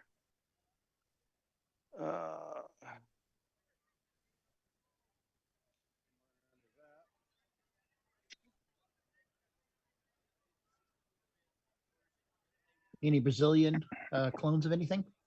Is that a repack? No. No, that's actually a Model 4, but it 4? has That's a new keyboard, some Gotex. Yeah, that screen right there that I would just passed off is the screen they put into the Model 4 because it fit just nice. Oh. So hey, there's a Coco. Hey, Coco 3. And that's what Yeah. it ran all weekend. Yeah, it makes you stare at it. You have to pry people away from it. Hypnotoad. Yeah. All hail Hypnotoad. Who is it? And then he had a I black guess he had a box. phone system here with a few oddball phones. You know, that's they're saying that to have a phone like that and hanging up on somebody, banging it down is like therapeutic. So he had some leather phones. Franklin Ace 1200. Mhm. I used to work in a computer lab with a whole bunch of those. And you survived. And I think the next one is an Apple clone too. Probably. Franklin 1200 was pretty good and very compatible. Copied the Apple ROM Clone 2 or Apple Clone also? Apple clone also. I think it's like the 500 or something. Ace 500 is what that one Yeah. was. And Yeah. that was a So- 1000. Is it? That's a 1200. This 1000 doesn't have the drives built on the top. Oh. Was there any peaches or oranges there? I don't remember. There was a Heath So- kit. Franklin copied the Apple ROM directly for the 1000 and the 1200, and they got spanked over it in court. And strangely enough, IBM went after Eagle Corporation for the same thing because, hey, there's precedence now. So this is the part where my computer decided to freeze frame everything. Computer or phone? It was a tablet, Oh. Windows tablet, and Tablet for type of whatever some sort. reason, I was recording with OBS and it decided to just take snapshots. That's it. But computer bars. Oh, was that an Apple clone? Like the Basics 108, right there, that thing. yeah, let me take a look here. Find it. That's interesting looking. Looks like an S100 card system. Those look like Atari It drives. said it was Amiga or Atari or something like that on it. Oh, okay, that could be. Yeah, it could be like an XL something. You know, get Sloopy to weigh in on that. There was an Apple clone that looked kind of like that was made in Germany. Oops, let me back up one frame here. All right, so at this table, this was this gentleman picked up computers from Europe and Russia, and I think one from Brazil, and went there to actually get them as opposed to eBaying it. Having it shipped. So like a MacF or something, I think this one was. I don't know if you can see it. Then we got if I would hold still long enough, this is where I think the laptop just kind of went bonkers. I wonder if you're running out of disk space, and so it was trying to conserve. No, had plenty of disk space. Oh. There we go. GPU MacTab. overheat. Maybe it was overheating. I don't know. It's Windows. There's no telling. It could have been Copilot trying to phone home. Yeah, because at that point I didn't have any internet. Yeah, it was probably trying That, to download yeah. new advertisements for you, and it couldn't. So it was penalizing you. And I then, can't talk to my server. I need to talk to my server. Ah! So an Acorn, BBC Micro Mhm. was the other one. Yep.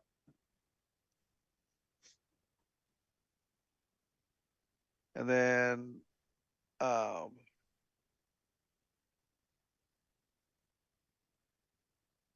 Schneider. France.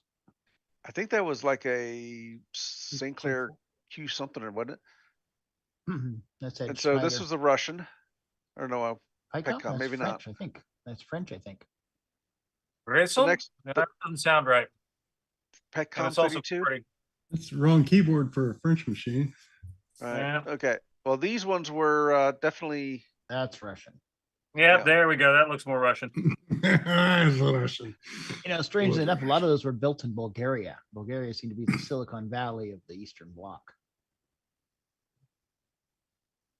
Let me back that up because it's mentioned the processor that it had.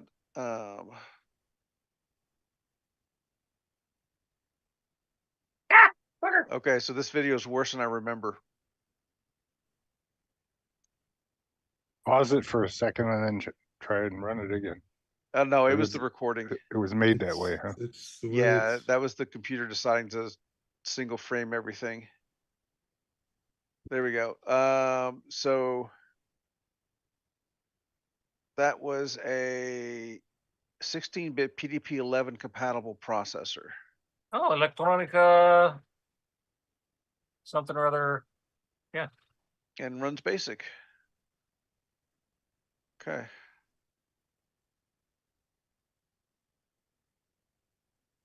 Then he had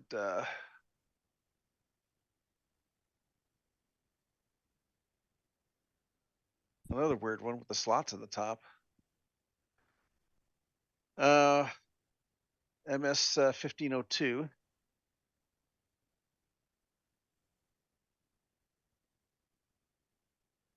Soviets always seem pretty good at trying to find the best technology for stuff and then leveraging it for themselves. So that's their 8088 clone.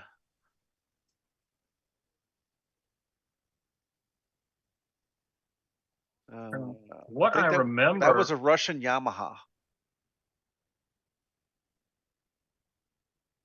What I remember, the Soviet Union was actually surprisingly forward thinking in getting their younglings actually able to use, program, and do things with computers. So I guess here's the Yamaha made one that was only used in schools.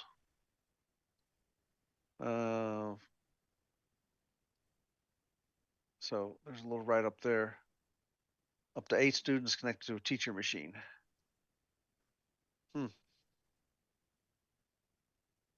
Okay.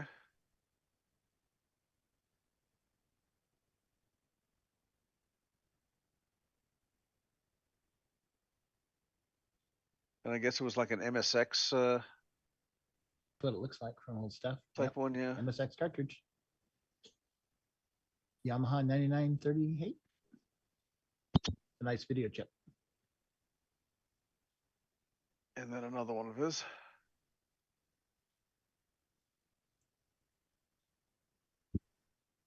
And this one, actually, the screen did look this bad in real life. It was very torn, but functioning. All right, so this next terminal here I thought was really neat. And unfortunately everything's all freeze frame, but in just a second here, I came back the following day and actually took some nicer videos of it actually running good. It's a storage CRT. I had a picture of this. So here's what I took the following day of it drawing.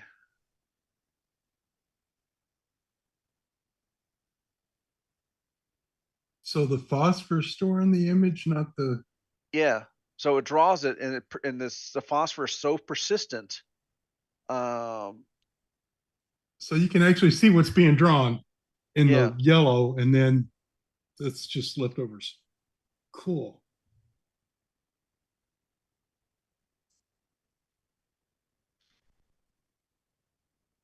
From Spy That Loved Me, I think, James Bond. I was thinking, yeah, that could be. I was thinking DeLorean, but yeah.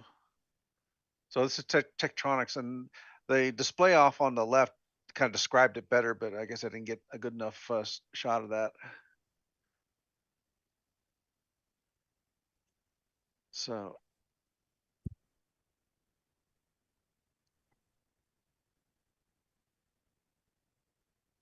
But anyway, I thought that was a really interesting. Different tech, eh? Yeah. Saving RAM in many ways. Cutting edge at the time. And then right after that was a big calculator display. Piece, it's like a 41.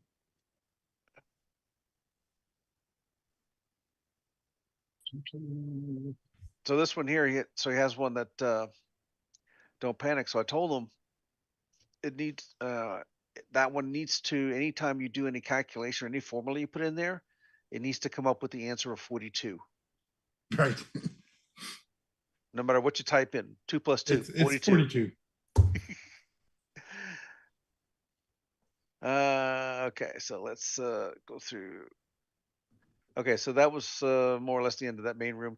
There was another side room that had a big display of the Sony optical, like the Sony cameras and that special media that they used. And I forget the name of it. When we get around Something the corner. stick. Memory stick? Is that them? Though these were Worse? almost a floppy disk like thing. Not it wasn't this. It wasn't a gum stick. It was. So this is a lot of Sony stuff here, but around this corner, starting about at this next table to the left.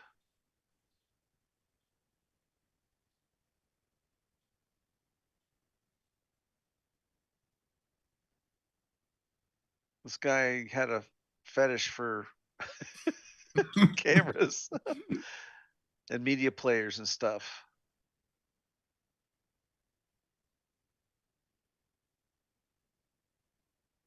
And I gave this guy the best dressed award.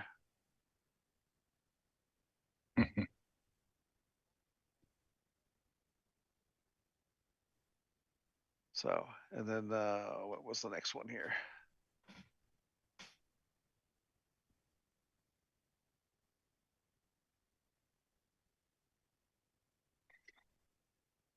Right, and next room. Shiny floors. Yeah. Right. Okay, so this one here had some a few odd machines. Yeah, they were getting rid of that. Mini discs. Yeah, that seems about right. Thanks, Jamie, in the chat there. Oh, those things that were popular all over the world except here. Okay. So this display here was Commodore 64 is being built with modern parts. Like the SID chips and stuff, all were modern recreations. This case just reminded me of steampunk on here, but it's built all with a modern recreation board and modern replacement parts. And tubes. Yes. Why did it have tubes? Tubes. Yep, so there were some tubes on that one. A warm tone, I guess. And then around the corner,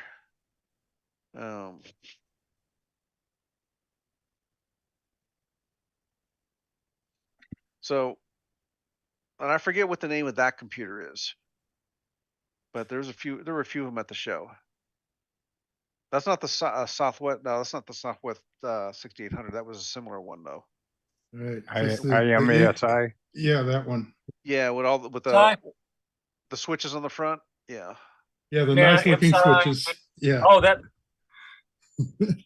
It could be an Altair. Just no, the Altair had the cheap little toggle switches, which he just passed to our media right, and then the MSI had the really nice paddles. That's the one everyone. Okay. It looked like a PDP machine with the.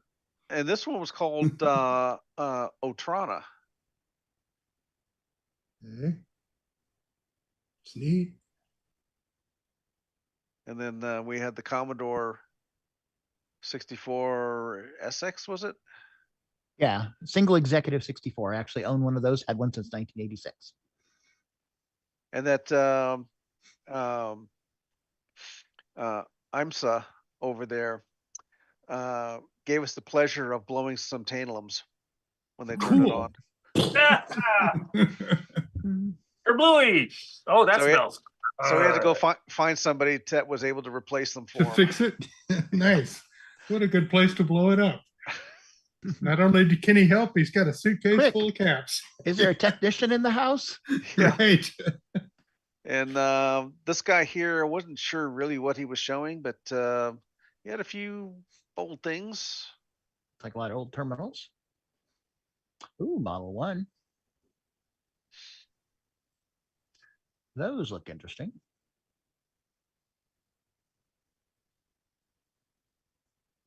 Terminal. And that's a pet. Yeah, there's a couple of pets he had in there. That's Atari 400. No kitty cats, huh? Couple 64s. Then he had an old Apple IIe. That's an old old pet, like 2001 with the little chiclety keyboard. Mm-hmm. And another one of those MSI. Yeah. MSI. Yep. The terminal. Another pet. Terminal of some sort. Digital, I think. Couple of Southwest. So technical products. Yep. 6800. Those would be lovely to have. Mm-hmm. Oh, and a terminal. Branded terminal. Yeah, from either just that must have been just the terminal form. Yeah, they started with terminals, as I recall. So yeah. Interesting.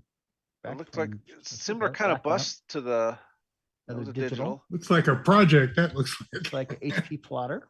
And now later, I did see they had that plotter running. That's an IBM. The Sun. Oh, yeah. Sun, like Spark 10. I have one of those. So this table was a lot of the Suns. Right. Spark Station. 5.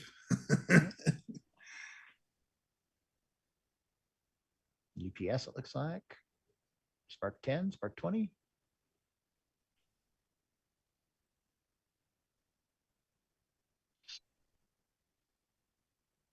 And then something that looked like it was going to give you you needed a tetanus shot to get next up to. So that was it for that building. So Tandy Assembly had a specific exhibit. And that is this video here.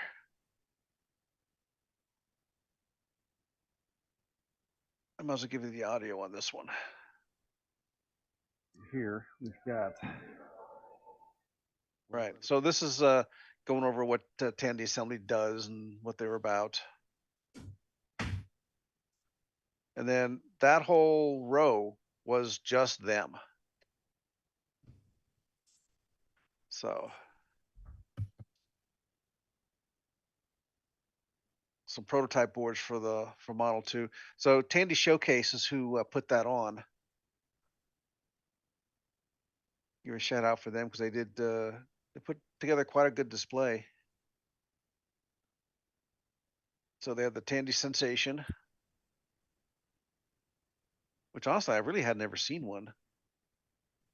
That one was a Magnavox, a Realistic branded mixer kind of player thing. So this caught my eye because we featured this in the show previously. However, this is a empty shell mock-up.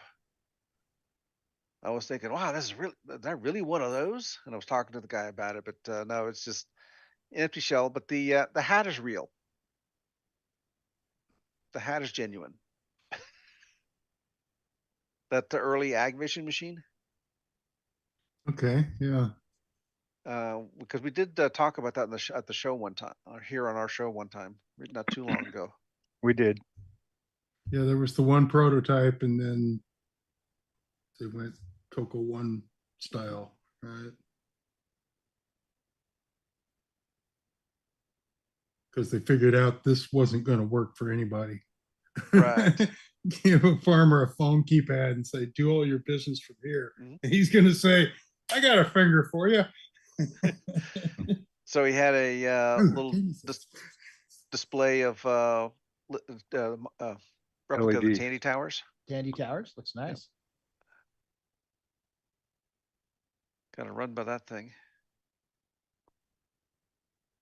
Oh, that was the original software, right? They trotted it out and hooked it up to this model. Those are the Coco Forever towers. Uh-huh. That was Only one of the from awards they alternate won. universe. So model 1000. So that's the video disc player, but this is not laser. This is capacitive. Oh yeah, that's the CED. Yeah, so that was Cool. best analogy would be kind of like a hard drive platter. Radio Shack branded, but the CED players.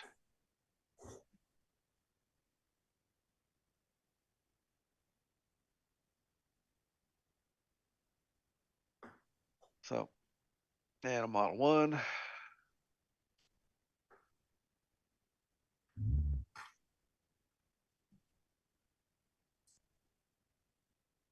And our Cocos.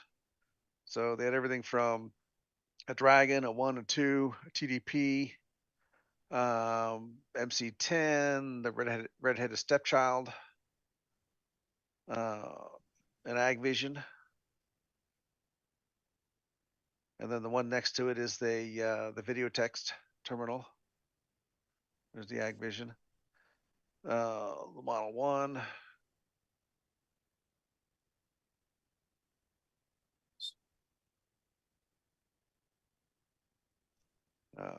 That's that video text terminal. I'm not sure the name that's signed it.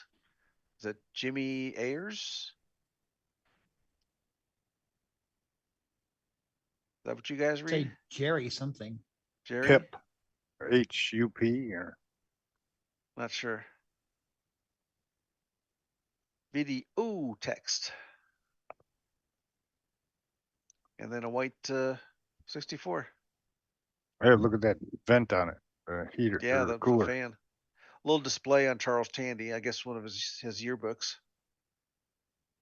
There was a bit of a funny caption in there in his yearbook. And then some things that were sold. I'm not sure about this bottom row, but other things that were sold in the store, some kits, and I remember those things.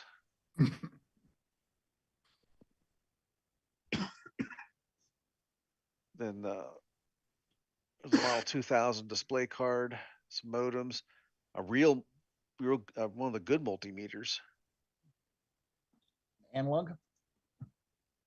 No digital one, and then they had an actual one of those kits. Oh, where the experimenter kits. Yep.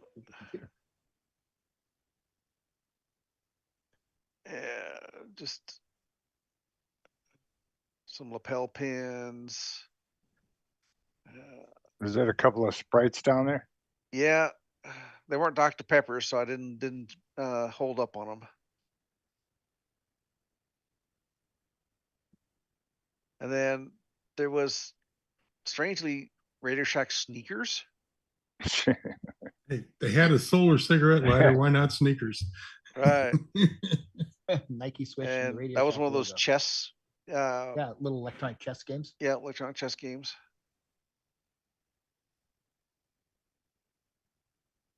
With a couple little Robbies. Why don't I have a Tandy bobblehead?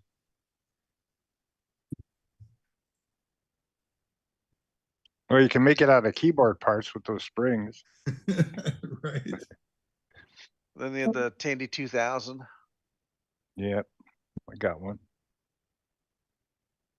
Played with one of those before. A friend of mine had one. A couple of 4s. Yep. 4P and a 4D.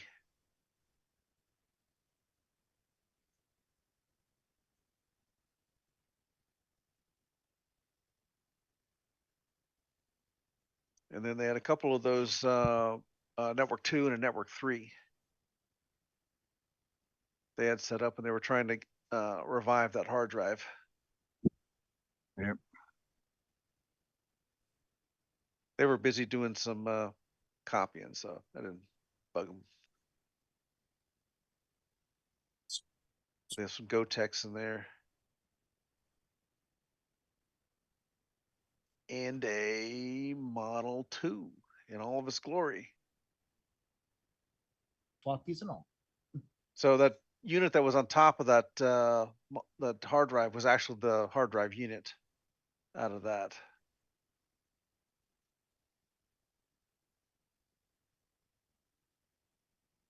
So that's pretty much the display they had for Tandy Assembly.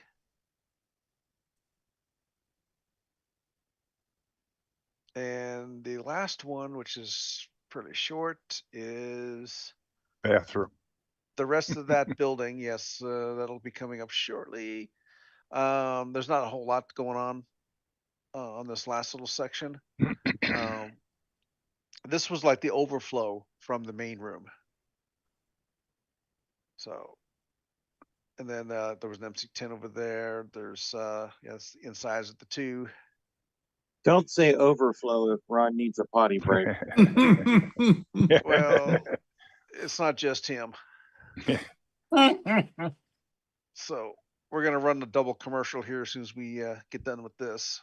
Oh, good. So this was a like a single board computer, I think is what later I figured out.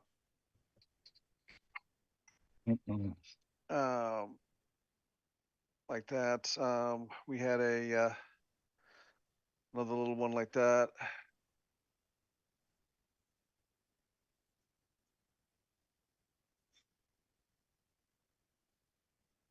The Nabu? What? No, it's rack mount. No? Yeah, that was a full Nabu, and it's a lot bigger than I thought it was. That was pretty good size.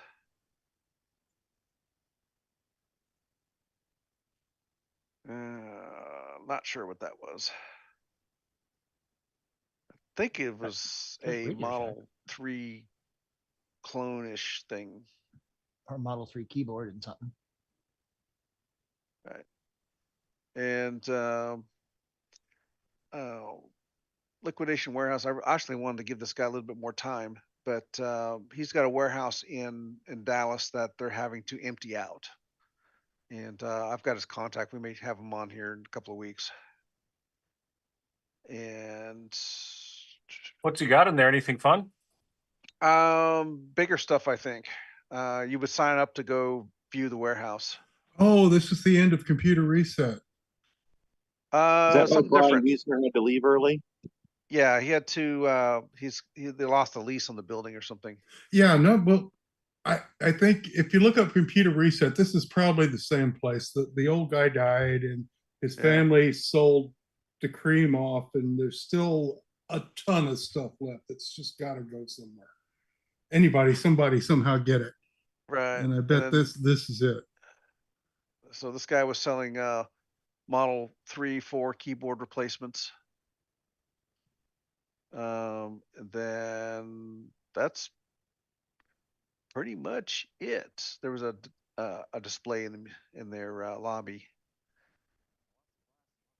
So the top one was film cameras, and then there was video cameras, and then game consoles, and miscellaneous stuff. And that was all the videos I have. So nice. Let's take a break before we have an accident and come back in a couple of minutes. Hi, I'm John. And I'm Aaron of the Coco Show. And you're watching or listening to the CoCoNation, the live and interactive talk show featuring the Tandy Color computer and its cousins. All hail the CoCoNation.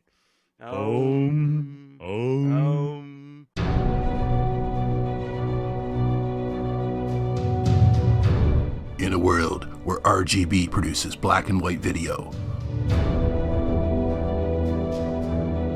one cable can make a difference.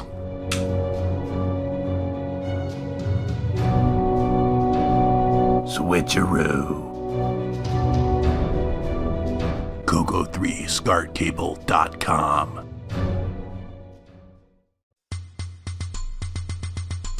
G'day from the land down under, where toilets flush backwards and thongs are a respectable form of casual footwear.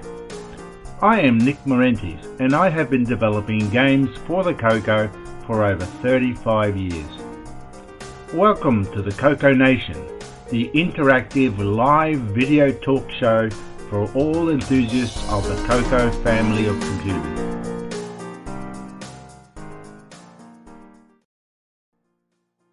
Hi, I'm L. Curtis Boyle. I'm Ken Waters of Canadian Retro Things, and you're watching the CoCoNation Show. Only the bravest souls enter. Only the most cunning return.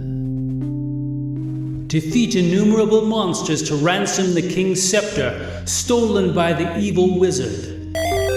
Your sword, shield, and wits are your only allies. Pray you find a magical inn as your only respite in the forest of doom. For the Tandy Color Computer 1, 2, and 3. November 2017, if you dare.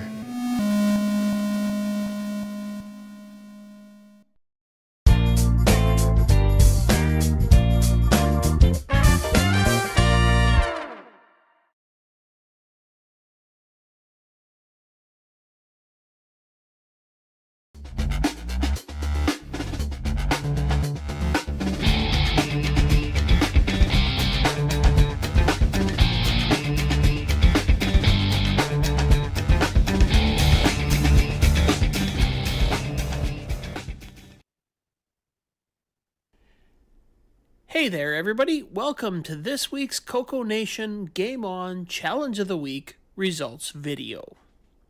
This week we played Fire Playtest 7. We had a total of 22 players.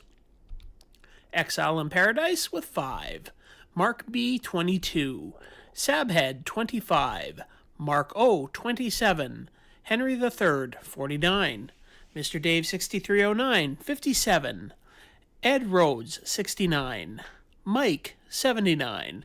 Tied for 13th place we had David Ladd and L. Curtis Boyle with 84. Retro Rick 85.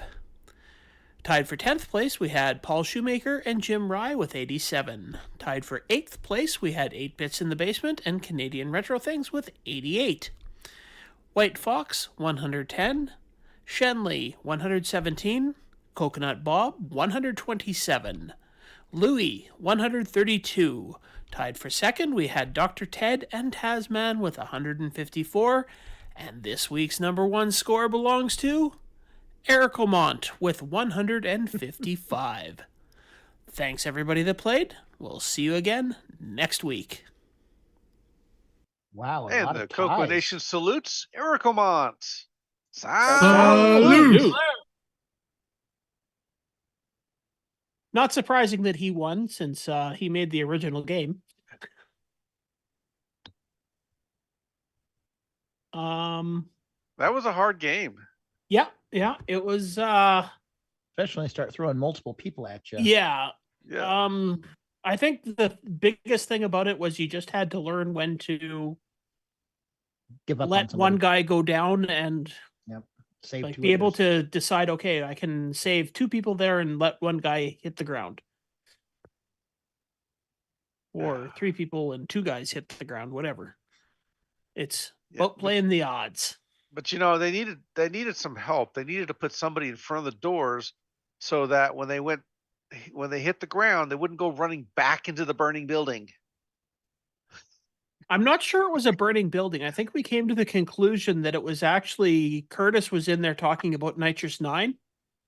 And people were just jumping out the windows.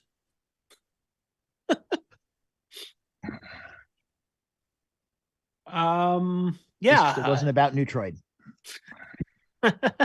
Maybe Sloopy was in talking about Neutroid.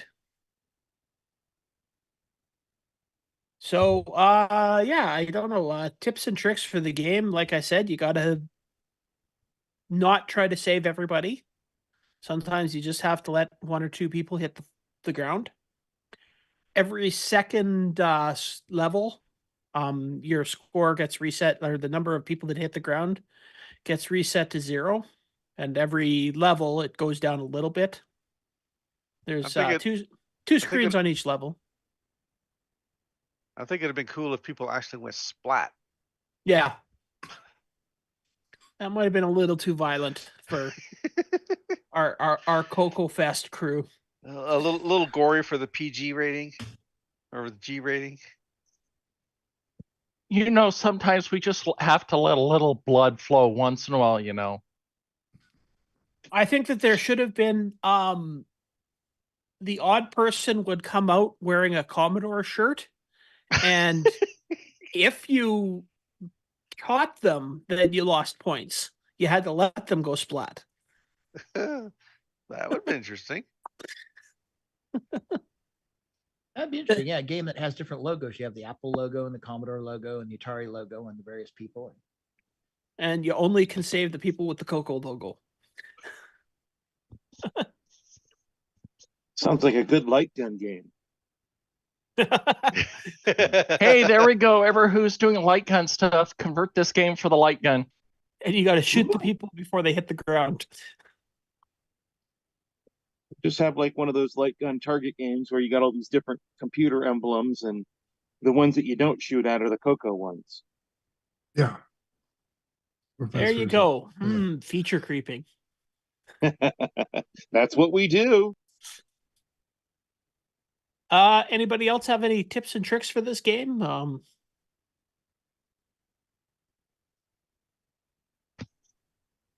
Because obviously it's a new game, so there's no reviews for it that I can talk about. So, did you check for a rainbow scoreboard? Yeah, I did. I couldn't find it anywhere on the rainbow scoreboard.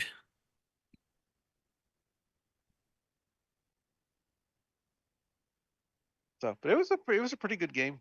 Yeah.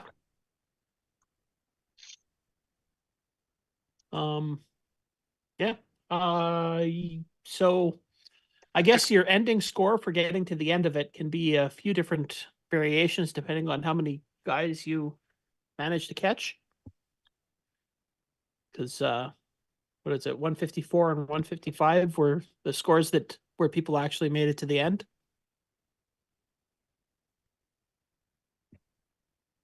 But yeah, so I don't know. What else is there to say? It was a fun game. If you haven't tried it, you should try it. And the other game that we played this week was Bob and the Alien Fireflies from 8-Bits in the Basement, which is a fairly simple game, yet very addictive. Oh, yes, it is. And you need a good controller. Yep. You can't have any flutter as you're trying to get between those beams. That's why I'm using an 8-bit DOE controller right now. Good night, everybody.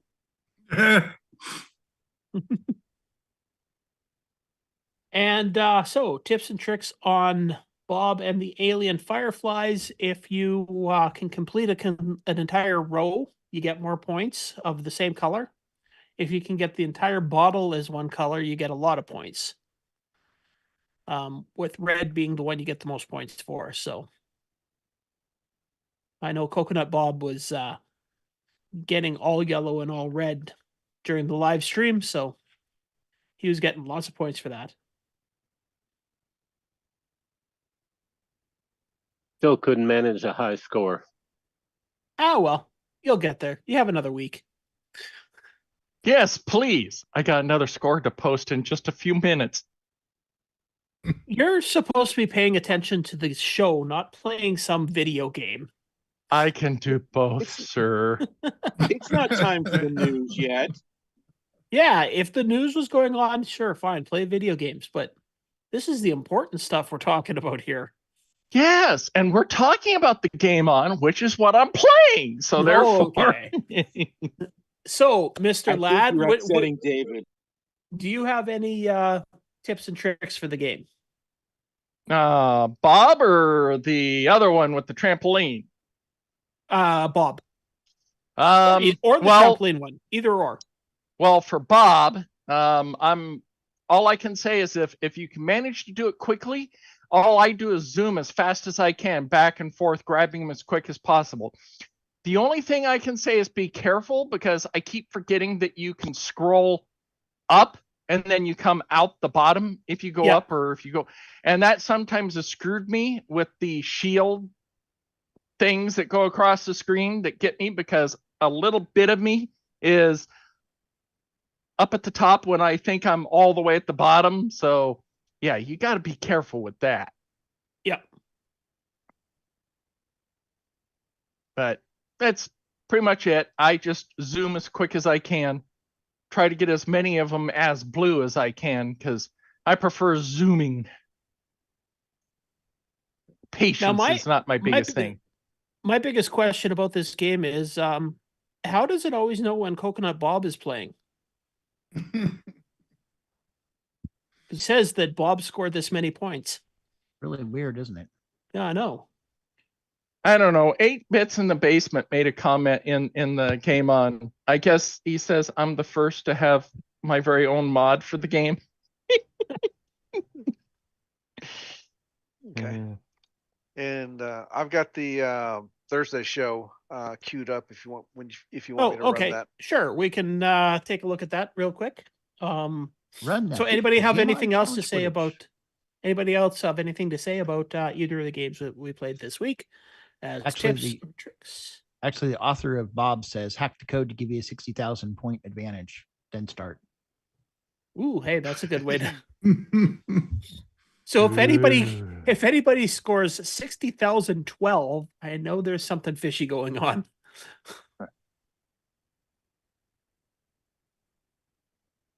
Okay, so here's the Thursday game on live. Yep. So we had a theme going on this week, and it had to do with fire.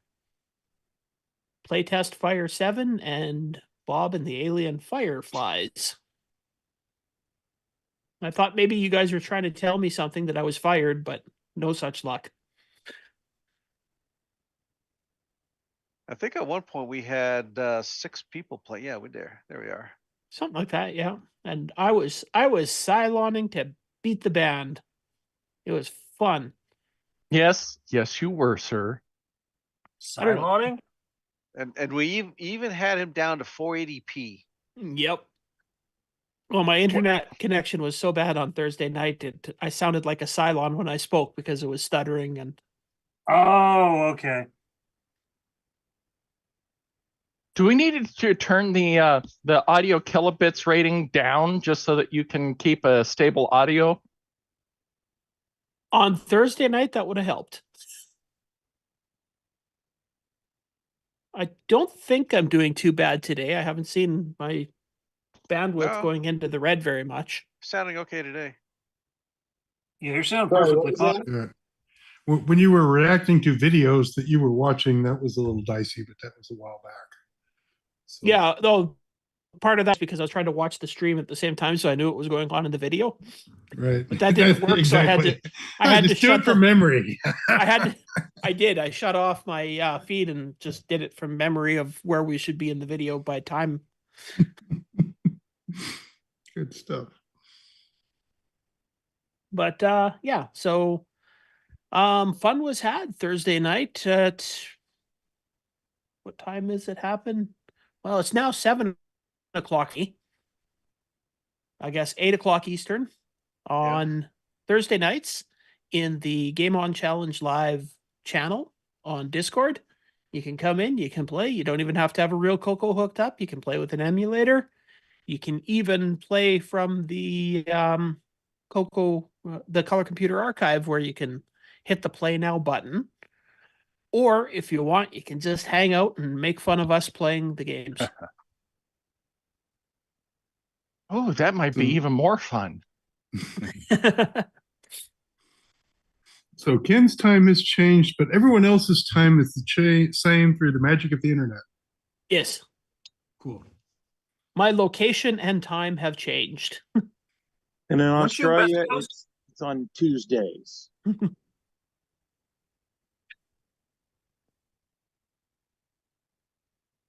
Ken, were you West Coast? I can't remember. I was West Coast until I came out to my cabin, and now I don't know what time zone I'm in. It sounds like Central. If you're saying in the 7 middle o'clock. somewhere. Yeah, middle of nowhere. So if it's 3 o'clock, it's Central. Yeah,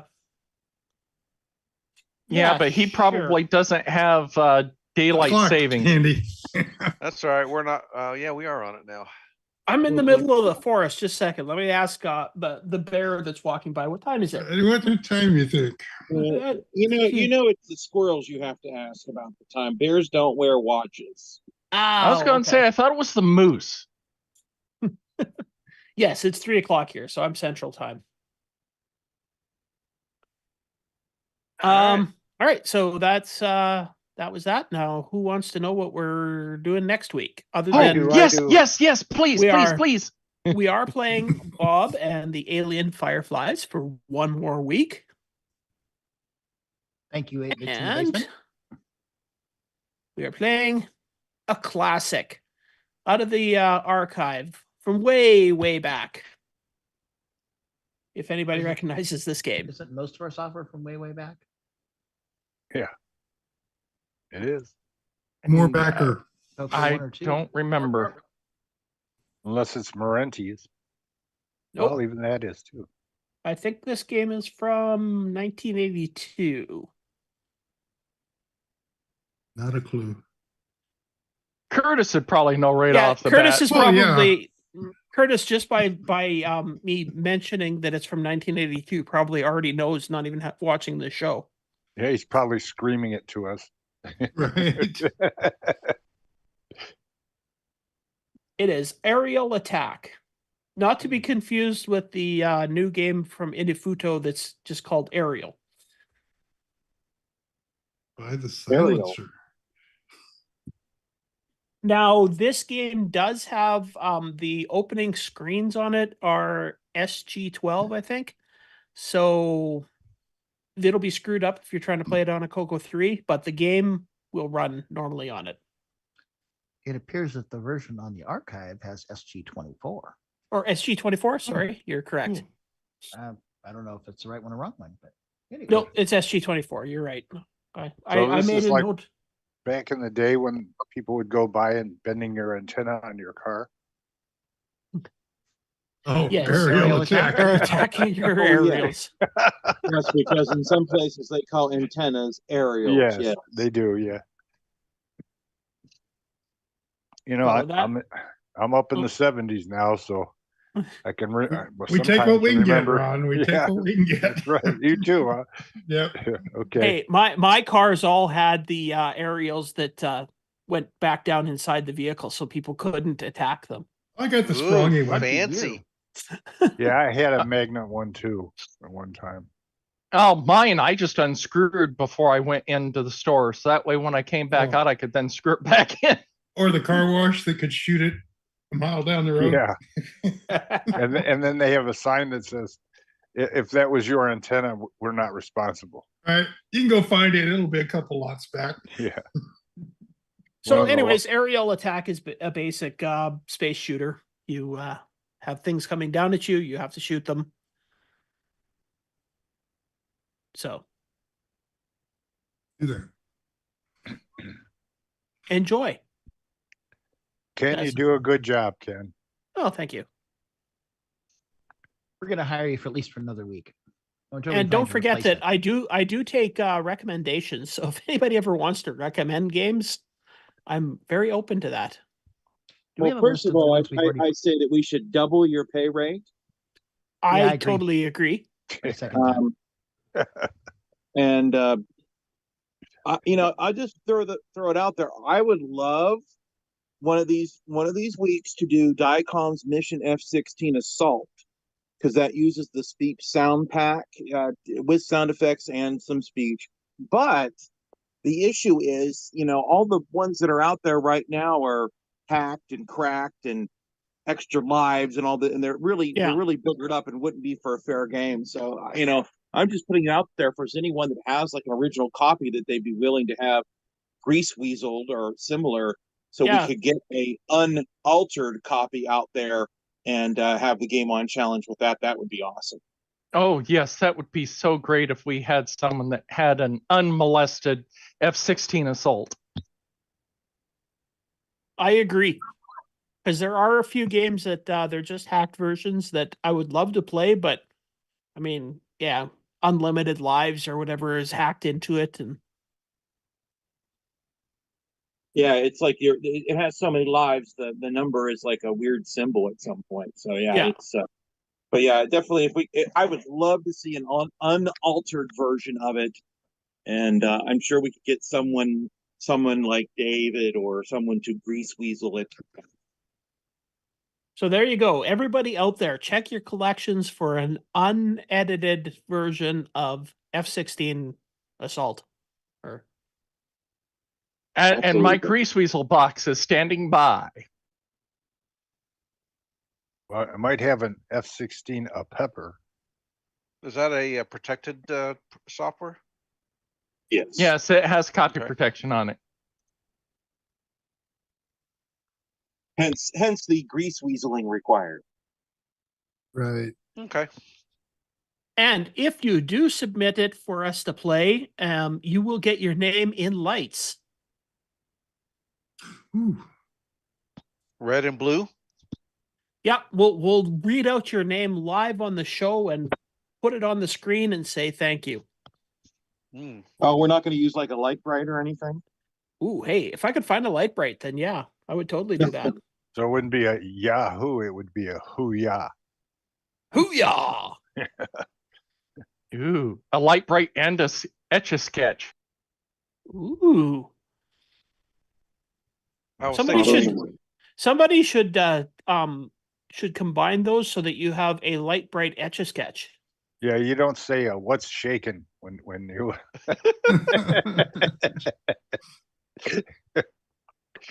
All right. Well, that's all I had to say about the Game On Challenge. So be there on Thursday night, everybody.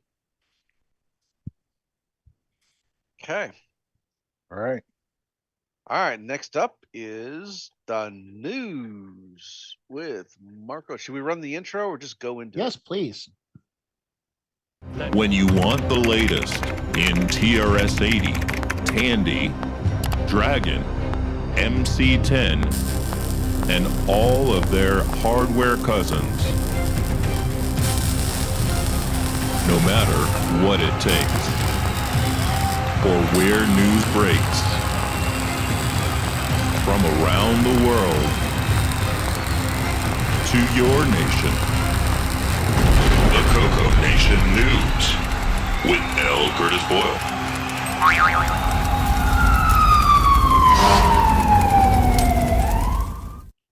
Is that Boise that's speaking there? No, it's Rob. Rob Inman. And substituting for L. Curtis Boyle this week is Mark Overhoser. And he may know how to solder, I'm not sure. I do, actually. Welcome, Mark, and thank you. Thank you. I actually have my Radio Shack soldering iron right here. Rob, if you're listening, come on the show. We haven't seen you in ages. We hear you. But... So we're doing Game On News first? So Rick is going to display. Yeah. Rick will do the screen. If he tells me where we're starting, I will start. Game On, okay? Game On. Game On is tab. Let's see. Up, top. I was thinking we would start at the top. So Rick, did you grab the show notes or the news notes from off the main server? I have a lot. I had the ones Curtis sent, but let's just go with that. And there's a couple things I added. So there's a couple other things will be on there. So you might fetch at some point the other one. The official first one. Game On News is like the last window. So let me go to the last window. 1, 2, 3, 4. Window 4 puts it at let's go for it. Well, that's not the right tab. You were supposed to start at the beginning, man. You messed up my whole world. I need 5, no, 4. One of these begins with the Game On News X-Protect. X-Protect, that's the one we want. My branding, is this it? No. Where? So Rick, are you able to share screen? Because that does change the behavior of Zoom. If not, I can still do this. It's just you're the same size as Mark. Okay, let me first find the right stupid tab because Don't forget to I share lost audio my- just in case. I lost my entire world. Jason would come in about now. Okay, so we want not that one. Why? not Because they that said one, not stupid that one, tab. No, this one. you'd say That's something Diet like, Dr. Pepper, not sorry. tab. Sorry, folks. Oh, well, this is what happens when you don't come to rehearsal. Is that what you're That's looking it. for? We had a rehearsal. We were Perfect. going to rehearse. I think it was a rehearsal last week. I missed it. I was in West Virginia. Okay, Wait a give me minute. one Somebody was gonna driving say, a hearse? I was going to say I prefer Dr. Pepper over Tab. Well, so does most of the country. Did people you do. see that? Yeah. Do they even make tab It's like anymore? number one.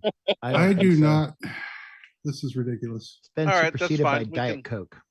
I can make this work. Come back on Okay, so Thursday. Here's the coming events. Here is the start of the news. Here is the Dragon news through BoatFest, through Reception. We're looking for Expert Tech. I do not see that. We go to the next tab. Why?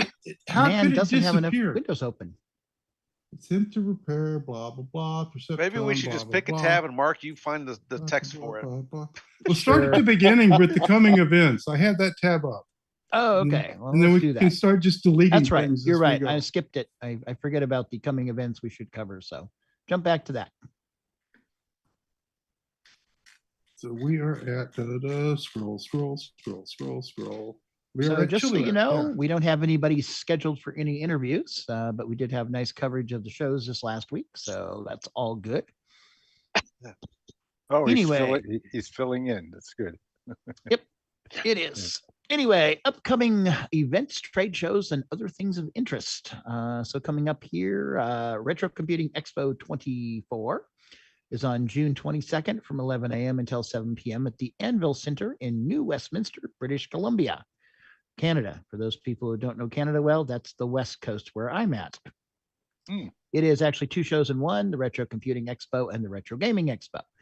Says they already have several presenters lined up, including 4 people to talk about the Nabu, including Leo Binkowski, who is an engineer at Nabu, George Phillips, the author of the TRS-80 GP emulator and regular on the TRS-80 Trash Talk podcast, is also presenting, amongst others. There's also supported by the Chilliwack Retro Computing Club, which has its own Facebook group.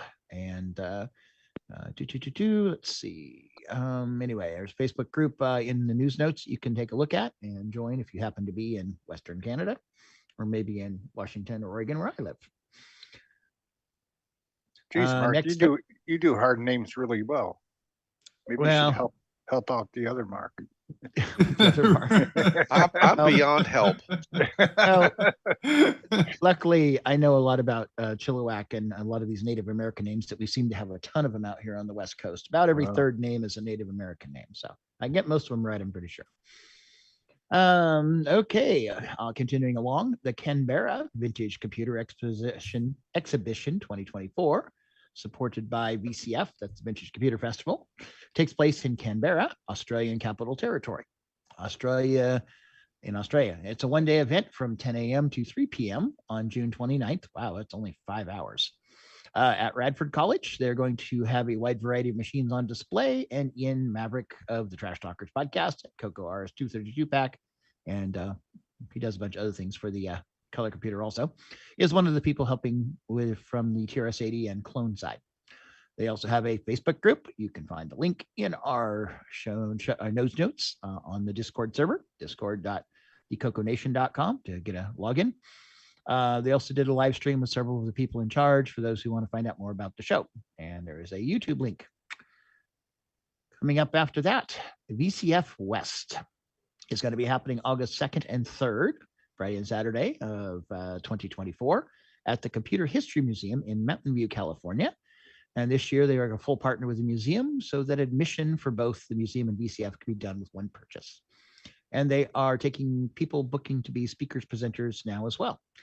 Computer History Museum, address in Mountain View, California, and the BCFed.org link to the show you can find again in our news notes. VCF Midwest has announced it's their new larger venue for this year, number 19. I guess this is the 19th new venue, or is this show number 19? I don't know. The Renaissance Schaumburg Convention Center in Schaumburg, Illinois, which some people may not know was the home of Motorola for a while. September 7th and 8th, 2024. September 6th evening is reserved for vendors, setting up and all stuff. Unfortunately, their original block of rooms already sold out in 3 hours after announcing, and VCF is working with the hotel to get more, but that won't happen until hopefully soon. Anyway. So FYI, there are a few relatively inexpensive hotels/motels that are within a 15-minute walk of the venue. That's a good thing to know. Coming up next is Tandy Assembly for 2024. It's going to be on September 27th through the 29th. And they have started posting exhibitors on their websites at the Courtyard by Marriott in Springfield, Ohio. And then after that, we have the Retro Computer Festival 2024 on November 9th and 10th. And that is going to be at the Center for Computing History in Cambridge, England, UK, European, Eastern Hemisphere. In the early stages of the planning for this year, that this is the largest believes to be the largest general retro computer show in the UK. And it's their like VCF style show, covering all retro machines. And thanks to Randy Kindig, it's confirmed that this is a 2-day show, and we have their link as well. Anyway, those are all the things we have on our calendar. If you know something that's appearing anywhere, even a 1-day event someplace, let us know. We'll stick it in here and mention it, because the more times we mention it, the more chance people will see it. Maybe they'll go, and these things only work when you show up. Anyway, Rick. So now where are you at? Usually we do the game news next. Are you up for that, or should we move on to something else? skip down to where is game on news? That's the elusive window 4. Let's see if we can find it. Where is Disco 4? Looking for Espertech. Hey, that looks right. I see Espertech there is the YouTube channel. Okay. Hey. Okay. Excellent. You got your audio enabled, right? In case we want to play something. Testing. I'm talking about your sharing audio, not the Zoom audio. Oh, he's not actually sharing. Oh, he's not. Oh, okay, gotcha. Okay, well, we'll see. Okay, game on news. Number 1, Espertech returns with another Coco 2/Amber Screen monitor gameplay video. This time it's Birds by Tom Mix Software. Also, so he has Birds. You have that's Bust Out. That's fine. Bust Out is his other one from the image producers. Here we go. This one. There we have 2 tabs. Okay. It's like I say, we're not a good tech show, but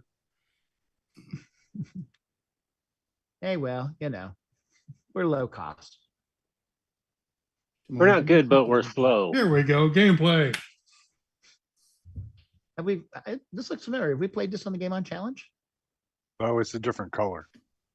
It doesn't matter. I definitely like the graphics. I mean, it's Portuguese amber. Can't you tell? Yes, we have played this on the Game On. Okay, I thought it looked familiar. So, otherwise, if we didn't, we probably should stick it on there. So. And I'm pretty sure. Hey, they need this filter on MAME. Oh, the amber screen. Cool. Looks like me trying to swim. So there's birds birding. Yeah, it reminds me of like Alien Typhoon, I think is one of the games on the Apple that they swoop down and attack you like that. Same type of gameplay, just different looking characters. I like games where you can shoot the shots that are incoming. That is nice too. You skip onto the other video unless somebody wants to talk more about this one. Bust Out. There we go. Ah, yes. The clone of Brickout /Atari/Apple. We played this one recently, actually, in the last year.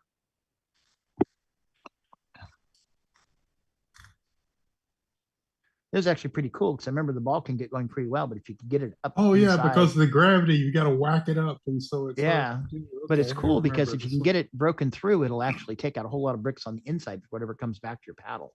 So you can actually rack up some really good points and get it bouncing around in there. Okay, we're ready to move on to the next one. And surprise, surprise, surprise, Jim Gary has another game or two. Why would he have another game? Really? Only one? Wow.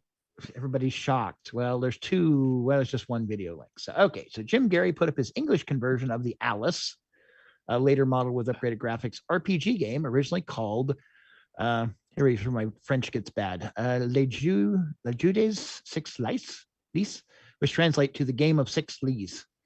This was originally done by a rather famous video game company that originally started on the Alice MC-10 called Infogrames in 1984. Anybody know who Infogrames is?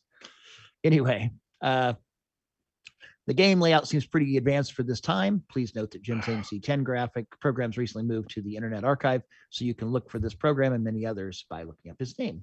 Oh, that's anyway. good. We have a video link, as you can see here, of the game, little RPG game, pretty cool looking. He also posted a blog about the conversion and some bugs he found in the original Alice version. And there is a link we have to his blog. Well, you must be Anyway. getting pretty good at this if you can find bugs and stuff. Thank you, Jim. We appreciate all that you do. Oh, yeah. Okay. Next up is Lee Perkins. He's asking for people to try his new game engine to test programs via the Facebook Coco group. He already has a few testers in the Coco Discord. This requires a Coco 3 with 2 megs of RAM and a 6309, but features full speed for hardware scrolling of large levels. He would like to get testers that have an 86 gimme, 87 gimme, and the gimme X to compare results. Check out his Facebook post to sign up and help. It looks kind of cool. Nice texturing. Yeah. Tiles. Okay. There's a little update on that as well. He got there is. permission from the original creator of Cloud Kingdoms to make it just to go nuts with it. So they'll be able to reuse the actual tile graphics and things like that. Excellent. Not encumbered. Awesome. I love it when places will do that. Just say, yeah, could you take it and make something cool with it? Anyway, no comments at all? Any comments in the in the chat? Something to try sometime. Okay, I'm not seeing any comments in the chat, so go ahead and move on, Rick. You're going to have to do the real news now. I only got one more. Yeah, I know. Oh, you have another one? I don't have There's it. one more. It's in the stuff I downloaded from the. I'm a loser. Okay, Retro Games Co UK on YouTube did his weekly game pickups and top 10. He picked up some Dragon games. The URL is below. Jump straight to the part of the show. As usual, game package for the Dragon was way better than most Coco releases. And sorry, I don't have any visuals, but there is a YouTube video. Again, check out our notes. They're on the server under news stories and stuff on the Coco Discord. Okay, Rick, let's go to the regular news. I guess. If I insist. Yep. Okay, TRS-80 Retro Programming is planning on releasing his various Coco 1-2 games in progress fairly soon. He has had to come up with both a name and a graphic intro for his software house. He did the latter with a pretty neat effect. And you can see the video of his little logo for stuff. Oh, I love that. It's like shining a reverse spotlight on it. Pretty neat. Cool. It could be animated. It's probably his opening screen. Okay, up next, Thomas Cherryholmes of Irata Online, Play-Doh, and the FUJInet has another thing to announce. Basically, updates to FUJInet on the Coco in the Coco Facebook group. This time is aimed at developers. He's updating the FUJInet library, lib, which people can look at and learn how to use them as add-ons to add more functionality. This is available on the GitHub. So there's a post on Facebook you can look at. Then there's a link to GitHub for the FUJInet Wi-Fi stuff. Specific link to the Coco section. And also there is some firmware written in C++. Really? Okay. Well, I guess that would be for the ESP would use C++. Okay. Anyway, so updates there. Everybody's interested in the FUJInet, wants to help out. Please do. Let's get behind this and help push the whole community. And looking forward to more good stuff coming out. Okay, we move on. Yep, Paulo Garcia is now offering dust covers for the Coco 2.3 case. These are not see-through plastic like the Tandy original ones, but whitish with black trim. Boy, that looks snazzy. Looks sharp. Anyway, Facebook group. If you don't have Facebook, get a hold of one of us that does have access, and we can try to help chase down a link to it or get you in contact with them.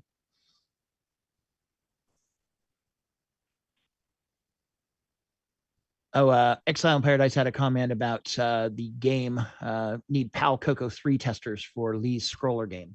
So any PAL Coco 3 users out there, please get involved. Let's make this happen. Okay, moving along. Timothy Halloran is an active participant in the TRS-80 Trash Talker show and is starting a video series on prepping a Coco 2 for Tandy Assembly 2024 auction that he just purchased. There will be more videos to follow, including upgrading it to 64K. And then there's a part 2 as well. So you just want to skip through this, Rick? I mean, most of us are familiar with taking a Coco apart. Yeah, it's like an it's early kind of early melty keyboard one. And then we'll take it apart, put it together, right?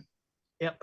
So I assume he's just GPing it, checking everything, making sure all the things are socketed nicely and nothing weird going on in there.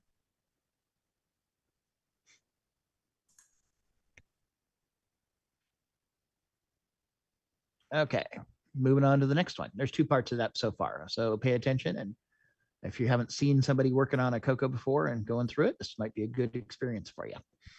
Anyway, the YouTube channel, Memoria de Microcomputor, which is Micro Memory Channel, is a Portuguese channel, did a video about the ProLogica CP400 Color 2. So for those of you not aware, the ProLogica CP400 is a Color 2 is a color computer clone made in Brazil, where they have completely different laws about directly copying things. Anyway, always great to see our Coco cousins in other places. And there's a very active community currently in, well, some here. Brian Weisler, I know, has a CP400. I think he has 2, a Color 2 and the original 1. And there's, of course, people in Brazil and other South America that have ones as well.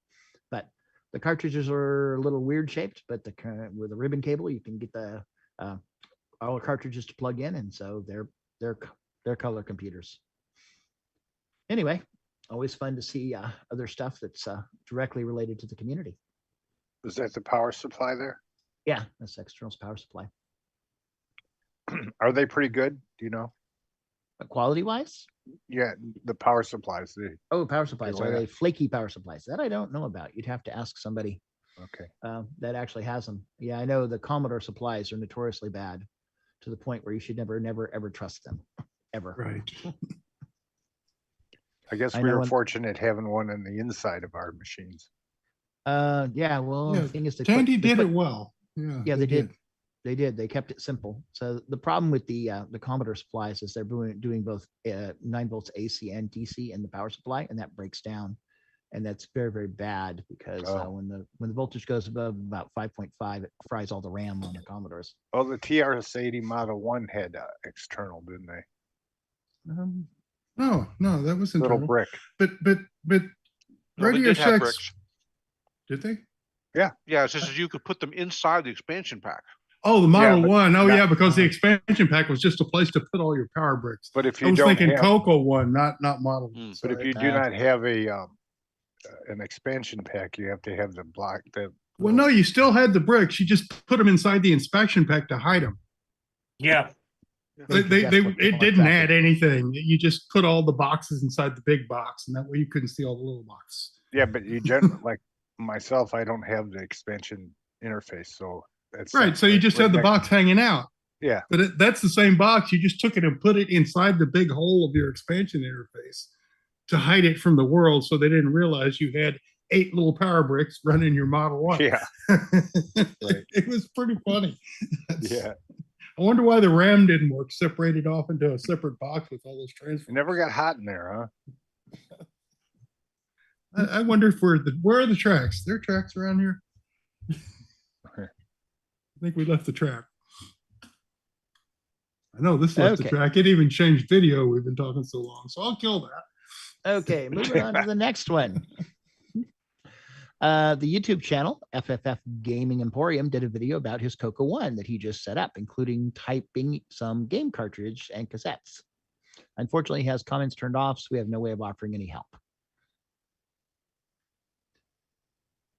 Nice. Okay, guess nothing more to see there. Okay, Coco Town released a video called 5 Shocking Joystick Secrets. Some of these even affect your basic programs.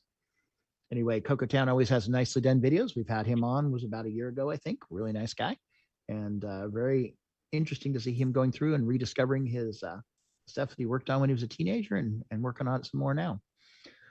He did a follow-up video last week, how much can I speed up a joystick reading? And here he covers using your own routines to speed up joystick reading, including 1, not using the wrong routines, which reads all 4 axes at one time, whether you need them or not, and only reading enough bits to get the direction you want.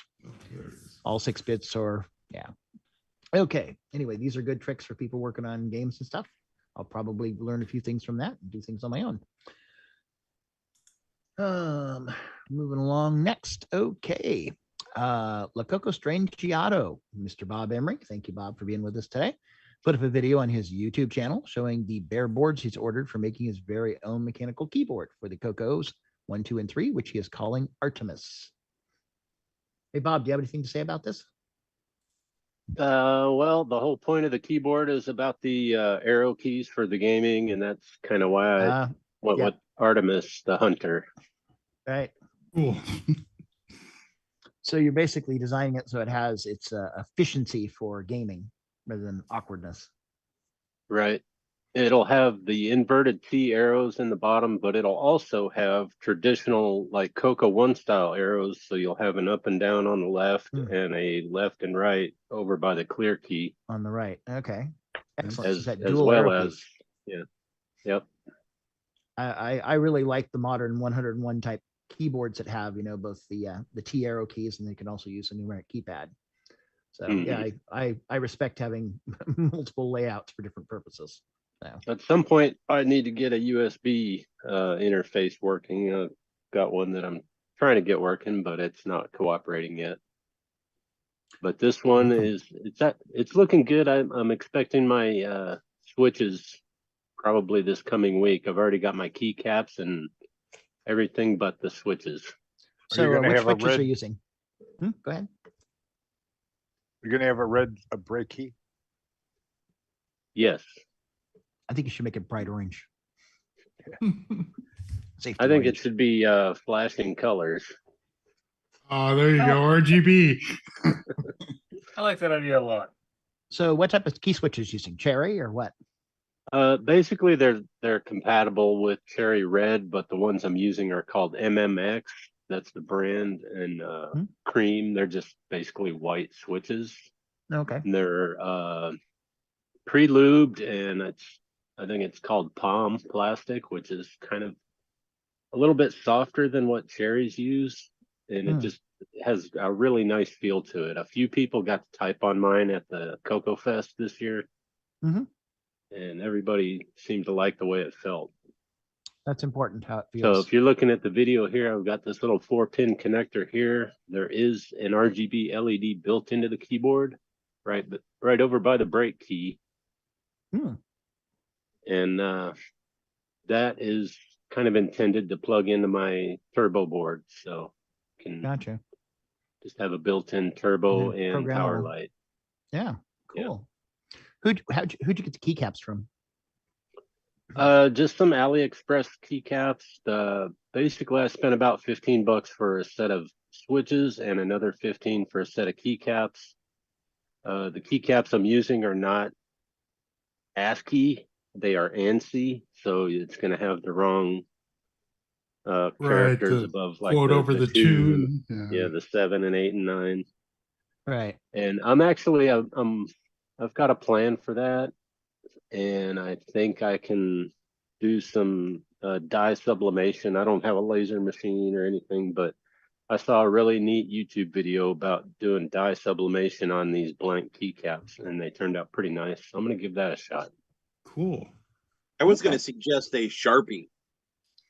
Yeah, I've actually done that method in the past. Well, that's a form of dye sublimation. Yes. Yeah. I don't know if I'd call it sublimation because you're not going directly from solid to vapor. Dye deposition. It's getting in there. Technically, There, Hey, you melted the plastic and sublimed it right in. Yeah. You're writing on the keycap is what you're doing. I call it graffiti. There you Oh go. yeah, one might. When did you show up, Nick? About 10 minutes ago. Oh, so you finally woke up. Yeah, I just woke Yeah, up. getting old in your old age or something. Thank you for joining us, Nick. Getting cold over here. I suppose this is the sleep, snuggle in bed time of year, isn't it? It is, yeah. It is for Australia. Okay, Mr. Rick, we ready to move on to the next one? Yeah, I think we have many more tabs to go. Excellent. So that's the last story. That's the last story. How about the next story then?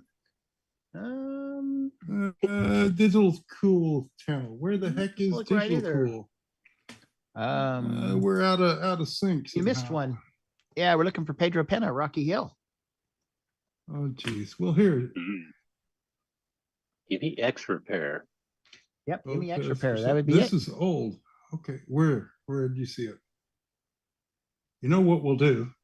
We'll I open don't a see it. tab, and I will open the stupid tab. And then I'll get the other ones fixed up real quick. So where Alright. are we at? We are at going to Pedro Pena. This one, which I will throw here. A lot of throwing going on. Well, anyway, And we're yeah, doing, there we go. doing a little That's throwing. it. So Rocky Hill put up a video about attempting to repair a dead GIMEX he got from Bob Emery, we believe. Okay, that is truth, not rumor. Okay, so anyway, was he successful? He was. I haven't seen the video. I haven't seen the video, so I don't know. Yeah, I've got Did to. it disappear again? Oh, okay, there we go. Working hard. Yeah, basically I was doing some testing with it, trying to get it to work on my Athena board. And I accidentally touched unknowns. some things that should not have touched. Any And place- after that, the gimme was dead. Bob! I know. Well, It happens to the best of us. sent it off to Pedro, and he quickly replaced the chip, and the thing worked again. So So he had to all replace is the good in there. FPGA. Yep. Is there any Yeah. good spot where we can watch the carnage? I guess The I have to nice- watch the clip. Well, the nice thing that Pedro said is that the programming for the GIMEX is on a separate EEPROM or flash chip. So, you know, he didn't have to do any programming. He just had to replace the Replace the FPGA chip. and it was done. Oh, Excellent. nice. I assume he had to program the FPGA Is that because itself, of the but is that because of the excellent work by Ed Snyder and the other guy? Gary Becker. Gary Yeah. Becker. Well, I think it depends on the FPGAs because some of them have internal the storage where the logic is stored, and others it's stored externally. So in this case, it's externally. It's So externally, so it loads it. Okay, so it basically programs the FPGA when you power it up. So people who are unfamiliar with FPGAs are programmable hardware. Basically, they're a bunch of gates that can be associated however you like them. So, but of The course, FP being stands for field programmable. programmable. Yep. Indeed. And quite literally, it means you can literally go out in the field with a laptop and an adapter, plug in and update it. So it's very cool because unlike just programming software that's run with a CPU, you're actually programming the hardware to do a job. It runs much faster. So this should be encouraging to anybody with a GIMEX that if it breaks, it can be repaired. If we can get an And FPGA. not only that, but if Ed Snyder happens to be watching this, you know that there's somebody out there who can work on them for you or with you. It would be good if you guys would contact Ed Snyder and get him going. I know I'm really wanting one of these GIMEXs. Yeah. I want another one actually. This is the one that I sold to Terry at the Coco Fest because I wanted to, you know, share it with more people who will get more benefit out of it than myself. I wasn't programming or anything, so. These quad flat packages like this are real tricky. You got to heat all the way around. Got to have really good You should flux. see how fast Nitrous 9 boots with it. It's Yeah. amazing. does good work. Snicked it right on there. Yep. He had it on there and it was a little crooked and he had to, it's actually crooked right there. He's going to reheat it and reseat it. Let it. Right. Yeah, It's amazing how these things to a point, surface tension will pull them true. Pull them in line. But the more pins you get, the less that helps. And this is getting to the point where no, you just got to shake and jiggle it yourself. Right. Well, it's amazing they don't have any solder between them stuck together or something, you know. Oh, that's what the solder mask helps do. The coloring, the blue, that basically the solder doesn't want to be there, so the surface tension pulls it to the pads and the pins. Oh yeah. You still can get bridges. You can still get the bridges though. You can see in the upper right there. It looks like there's a little something there. A little bit of something going on. I saw that too. Yeah, bridges are not your friend. Add more flux. XEMIG. Pull out those bridges. So good flux is always important. We use something called Chip Quick at work, which is really fantastic for surface rework. And it the works little great shooter. Yeah, and it works great on everything else too. It is my #1 go-to. So I keep some right here in my little solder thing. This is my little thing of Chip Quick. It is the best flux ever. I use like a nano soldering set for that kind of stuff at work, and then I can just use some flux and usually either drag solder something like that or pull the bridges out with some extra solder there most of the time. But yeah, so that's no fun. But you're extraordinarily lucky. And he has a good setup. You know something I didn't realize until recently on the GIMEX, that connector he has for the PLCC socket, that's custom made. It's literally made with a 3D printed insert and then just pins at an angle, L shape, that are soldered to the board. I was impressed that it's like, wow, what an elegant solution. Part of this project was making a socket that does not exist. Yeah, he actually talks about that on his. And he had to make it. Yeah, that's where I learned about it. He talks about it. It's like, wow, that's fantastic. I mean, it's just like inventing that's stuff. Kind of one of the biggest things holding us back is that socket. Right. I had to move forward because YouTube changed videos on us, so I'm not pushing anyone along. I just. Okay, DigiCool is the next one. Where's DigiCool? This is You're looking at it. DigiCool things. Okay, there we go. Gotcha.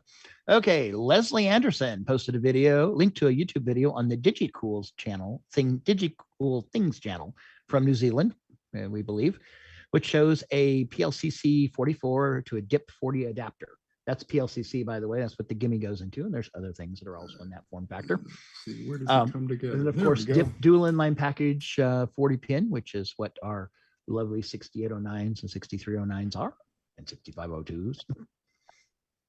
So what are we looking at there? But anyway, it's a dip chip. It's a 40 and it's a square. Anyway, basically this is for the 63C09 ECP chips, 3 megahertz rated. Should be mentioned the person who made this is selling these on his Tindy store and has also made the Gerbers available if someone wants to make their own. Nice. So assuming what it's doing is he's buying the processors in the PLCC 44 format, putting them in a little socket board and then plugging into a standard Coco. Oh, I see. That's why that shows both. Yeah, this is important because sometimes confusing. Yeah, this is important because sometimes you can't get the chips you want in the form factor you want, but they're available in another form factor. But with an adapter kit. Yep, and with an adapter kit, you can make it work. Huh. As they're soldering the PLCC socket there through the. So, these are still made, evidently, the square ones. That's possible. There's somebody that still uses them in that form factor. Those are common. The older one are not. Well, and one thing about it, so this is a 3 megahertz version of the 63 CO9.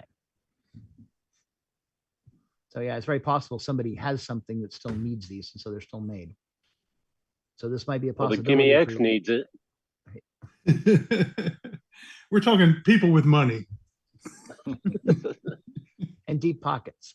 Yes, deep pockets of money that need it. Anyway, good to know there's solutions like this out there. And it says the Gerbers are available, which means that you can download it and make your own changes if you need. say, for instance, if you needed it for another processor. Okay, we ready to move on? Okay. Bill Hogue and Big Five Software never made any Coco games, just TRS-80 Model 1 and 3 and Atari 8-bit. The interview with him from the Tandy Assembly meetup on June 15th does mention that adding voice to their later games was inspired by the Coco game Skiing by Robert Kilgus. And you can watch the interview with Robert Kilgus on Ken and that Ken and Curtis did on Ken's channel. Nick Marenti's also got some of his questions answered during the interview as well. Yeah. Nice. So how much do you know about Bill, Nick? He built software in the same area that you did with Model 1 and 3? Well, yeah, he's, I guess you could say, my inspiration for programming, because I had a TRS-80 Model 1 first before a Coco. Right.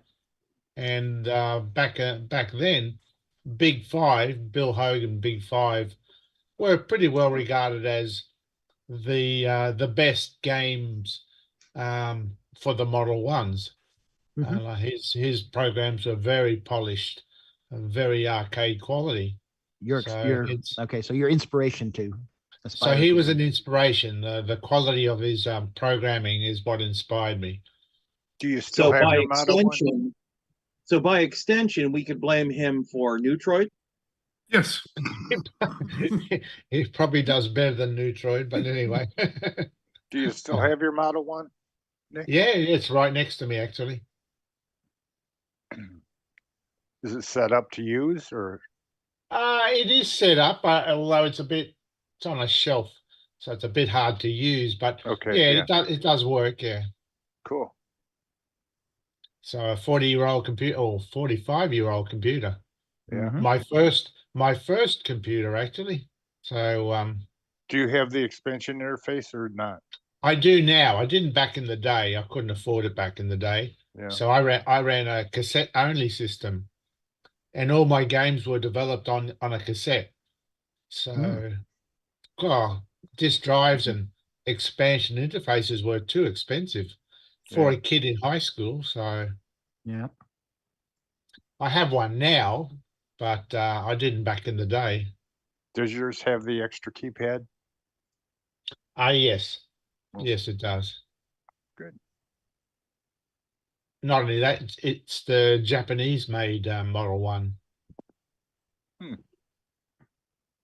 Were most of them made in the U.S.?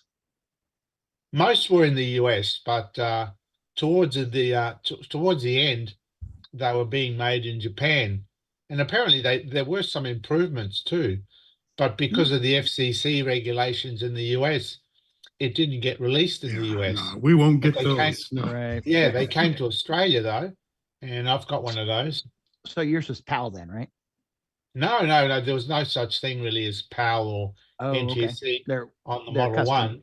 Okay. Yeah, but they're like one of the big problems of the Model 1 was it had that bad flicker because the CPU always accessed the RAM. And whenever the CPU accessed the RAM, it cut out the video. So you'd see all this interference. Well, that's fixed up on the Japanese one. Oh. Right.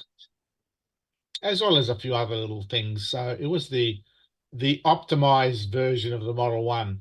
And I bought that way back in 1980, but they never made it to the US because FCC regulations didn't permit it. So do you have the more modern looking monitor than the original? I did. Yes, I do. I do. Mine came with a green screen, so it had that rounded shaped Tandy monitor. Yeah. I had one with an amber screen. Oh, I didn't know they came in amber. I think somebody must have fixed it. Because they might have changed. I don't have it anymore. Yeah, they're usually white and. Yeah, I just remember the black and white. Yeah.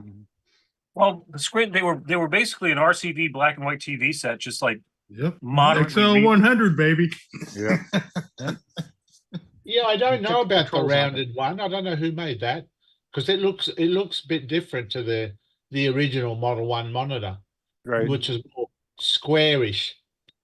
This one's it's quite funny. rounded. I have to bring this up sometimes. The original Model 1 monitor was done in shades of gray, but if you look at the top, it's still got the grain for the wood grain. They just never put the brown and the dry brush to make it look wood grain on the top of the RCA. Yeah, I had a monitor with the wood grain at one time that worked with well, and they had some that were brown, but they never put the dry brush on. Where if you bought the RCA TV, there was a dry brush darker brown on top of the light brown to make it look like wood, and then there's the wood grain in it. But you can see it in no matter what color your monitor is, it has the wood grain embossed in the top, ready to be dry brushed and turned into an RCA television. It's interesting that the design, the look of the Model 1 was determined by the look of the RCA TV. The television. Yeah. We got to use this gray because it matches our television. That's right. Everything, all the way the ventilation is done on the RS80, the fact it's silver, all that was based on the RCA TV, which then of course carried through to the Coco and the Model B and everything else. Good stuff. It's amazing how the fit and finish follows, starts with one place and kind of follows along. Yeah. You know, I was able to, I had somebody help me use the Model 1 screen to use on the Coco. And that was kind of neat looking, setting on top of the Coco. It was like a composite, or no, it wasn't composite. It was. Yeah, it was a composite. Yeah, it was composite, I guess. So it must have had a composite. And it would have matched the gray case Coco 1 too. Yeah, it did. It looked cool. But I never got a picture of it. No. All right. Oh, bummer. Yeah. We ready to move along? Any other talk here? Moving right along. There's some naysayer in the chat keeps saying the GIMEX is fiction. Oh yeah. Yeah. Is it Ed Snyder? No, it's not Ed Snyder. Well, I'm still looking for that Beck report. I can't seem to find it. Probably lost it. Probably fell off in something in shipping. You know, I'm not going to mention anything about the Beck report here. I just want to hear Mark read this title. Oh, this one there? Oh, yeah, I have the text over here on the. I'm working off my notes here directly under my camera, so I look like I'm, reading off my professional. Yeah, teleprompter. Yeah, okay. Okay, so Luciano Scharf, Brazilian Coco CP400 group, posted a video about the Vitruco Color Joy Mega USB adapter, joystick adapter board designed and built by Victor Trucco, that we saw in the photos of the 8th meeting of the Color Rio Club that took place in Rio de Janeiro on June 1st, 2024. This adapter has 2 standard Coco joystick output ports and 1 joystick port. Let's say 2 output ports to plug into at the same time, and 3 joystick inputs. A standard Coco analog joystick, an Atari style DE9, thank you, and a modern USB joystick port. There are switches to change 1, which joystick port you will be using on the Coco, and 2, whether it gets redirected to the left or right Coco port. This should work on Cocos, the various Brazilian clones, and the Dragons. You can use YouTube closed caption without auto translate from Portuguese to English for the video. We saw some really good pictures of it. We're all looking at it when they were posting the photos from the meetup and going, that is a cool looking adapter. And so, yes, thank you, Luciano. Filled us in on what it does, and it looks really cool. And I believe those are for sale, if I remember right. And I believe if there's a close-up of it, I believe there's a URL on the board. If not, we'll try to get that chased down and in the notes. Luciano's a great guy. He is.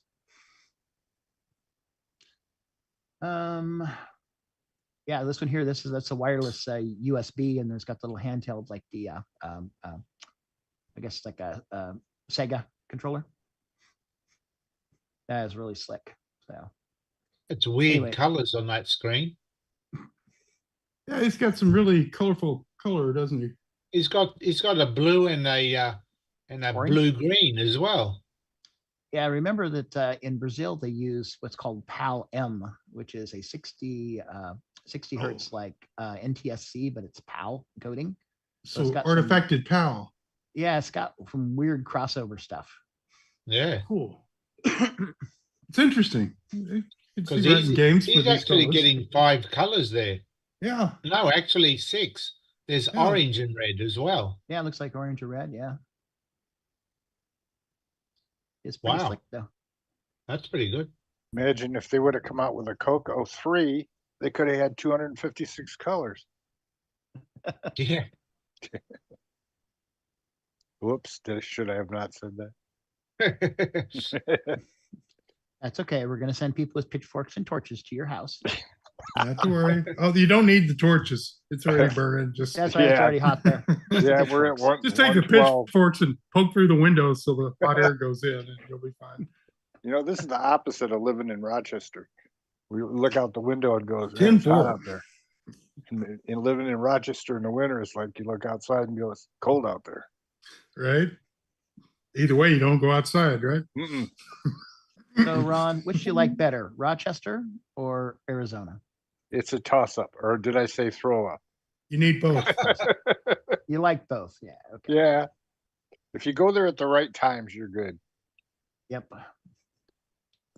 Okay, we ready to move on, Rick? We don't have much left. Ken already did his BoatFest. Yeah, he did. And then, like I said, there's 2 more stories that got added. Okay. So there's another BoatFest one, and there's Simon Jonasson has one from Facebook. Where can I find them? Jump on Facebook and go to the TRS-80 Color Computer Group and find Simon's demo that he has. Oh, I've got to get off of my primary screen here so I can wander around. Also, if you look in the Zoom chat, you'll find the Facebook. link to Rob O'Hara's BoatFest blog. Boy. Meanwhile, this job is demanding, man. You guys need to contact Ed Snyder and get him going. Get him On the making GIMEX? stuff. On anything. Get him going. He needs the work. Maybe we need to show up with pitchforks and torches at his house. We need something to get him going. He needs to know that we love him and we're supporting him. And we miss him.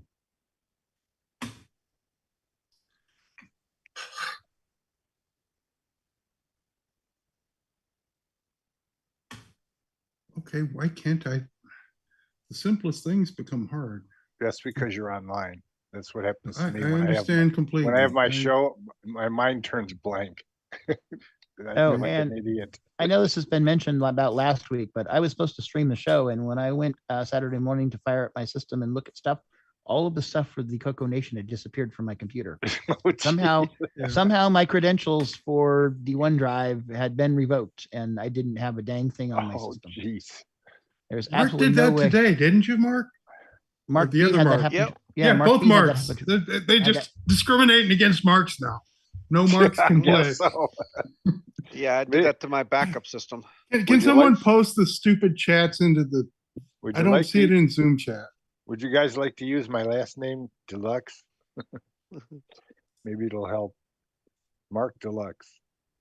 I have Simon's Coco 3 demo, and that's the last thing. And there last should be link. one just above that. Okay, well we can repost it here. So yeah, I got. Please do. It's scrolled off or gotten eaten or something Okay, stupid. repost it here. So. Okay, so let's do Simon's demo next. We already did Ken Waters, so Scan, we're skipping you. We're done. Aw, You're gone. Too bad. I want to Did you want talk more about me. Do you? Well, we'll Oh, let but ya. Ken, we can Okay. make that happen if you like. Enough about Ken. What about Ken? The other Ken. Okay. Okay, Is there anything else you had to add, Ken, about BoatFest? No, actually, nothing. Okay. I should have given you the option here rather than just steamrolling over you. So Oh, that's okay. okay, Can sure, you let's tell do us that. more about it? Ken, look at his shirt. Okay, Rob Yep, O'Hara. me and Boat were battling on who had the loudest shirt at the show. Yeah.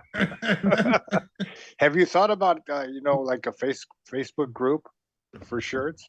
The Loud Shirts Club. Yeah. Sure. Yeah. Why not? Everyone else has done one. So Rob O'Hara, I guess he has some other name he goes by. I think he's a YouTube person. Look at that TV. But anyway, he has some pictures in the blog post here from BoatFest. So you can see it looks like Aaron and Boat playing, I think playing Odyssey there with this color overlay that goes over the front of the TV.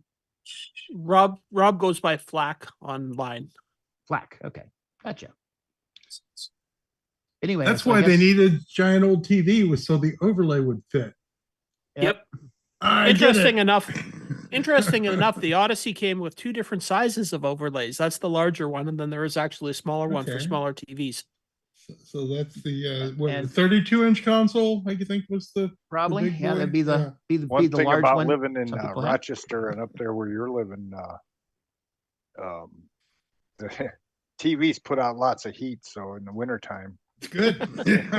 Everybody crowds around it.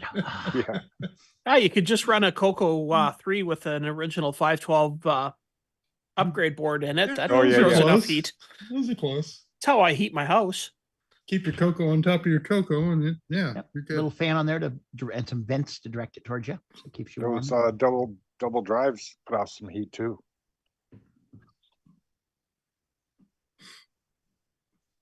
Anyway, we covered pictures of most of these displays at the we're show. just kind of previously, wandering so. through all the displays. Yeah. Is there anything? I guess anyone something I cares? never mentioned in my video or anything. Rob was very, very evil to us right there with the dill pickle flavored vodka. Yum yum. Wow. This is what makes me glad that I don't drink anymore. Can you actually swallow it? It just tastes like pickle juice. Oh. That sounds disgusting. You know, there are some people, Ron, that after they eat the pickles, they do drink the rest of the jar. Oh. And pickle juice is absolutely wonderful for what the heck did I just do there? For Pickle juice is hangovers. Well, it's not good for memory, evidently. No, I got it back. All that vinegar and salt. And vinegar and salt, it's wonder. I mean, it's the acetic acid too. It's like the acetic acid in it gives you like a 1/3 again as fast stopping of any type of cramping. Right. So then when you go to the bathroom, you have to scream or anything? If you need scale remover, you could use this. Ron, if you want screaming, just to eat about 50 jalapenos and then wait an hour. Drink a bottle of hot sauce. I got a friend that can eat those really deep red ones, you know, that geez. just looking at them makes you start sweating. Ghost peppers. Asparagus has been called. Asparagus. Yep, I agree. Let's continue. Okay. Asparagalicious. Oh, people. And I guess that's the That would be people, the and that's- picnic afterwards that unfortunately I wasn't able to go to. Yeah, it was a fun time. It was definitely a fun time. And I guess they left and we're done. And there's Rob's actually Van. he's been doing an interesting thing of videos where he's bought this van and converted it to like a kind of a camper van. Mhm. Rob's van life. Yep, he has his own website for it too, and there's a link on his blog page. It talks about it. So, Well, you know how much asparagus you can haul in that? Basically, it looks like the type of van that somebody's going to pop their head out of and offer you candy to get into. Yes. one of those white panel vans. The white panel van with no windows. Yeah. Yep, that's exactly what it is. No. That, an FBI surveillance van. Does it have like an airbrushed unicorn on the side? Actually, funny enough, Rob was saying that he had to he's got a Wi-Fi thing in there for his internet, and he had to change the hotspot name from FBI surveillance because he thought that's not a good idea with this van. Right. Most FBI surveillance vans actually have some sort of labeling on them that makes them look like fit in, you know, like local power company or gas He company. just changed it to like Flowers by Irene. Right. What's funny is when I do a Wi-Fi search around here, there's a couple of them that pop up. FBI Right. surveillance vans 2 and 3. Yes, everyone has a cute name for the Wi-Fi now, right? Mine is Delvo Observatory. Oh, we know Should what that be is. Deluxe Observatory. That's There you guy with go. all the telescopes in his backyard. Yep. You got the Simon Jonasson one up yet? Let's see. Do we have a Simon Jonasson one? Where Yeah, is it's it? in the meeting chat. You still don't see It it was in there? on 4. Ba-ba-da-ba-bum. Jeez, it was on 4. You can just go to Facebook, go to the TR City Color Computer Group, and it'll be one of the first stories in there probably. Who's on third? What's on third? No. Go to Farcebook. Who's on first? Go to the Color Computer Group. L. Curtis Boyle, can you just check in with us a little bit? Simon, do this effect. Yeah. Where's the link? I have no idea. It is in the Zoom chat. Well, why don't we just talk Near about the top? Repost it again.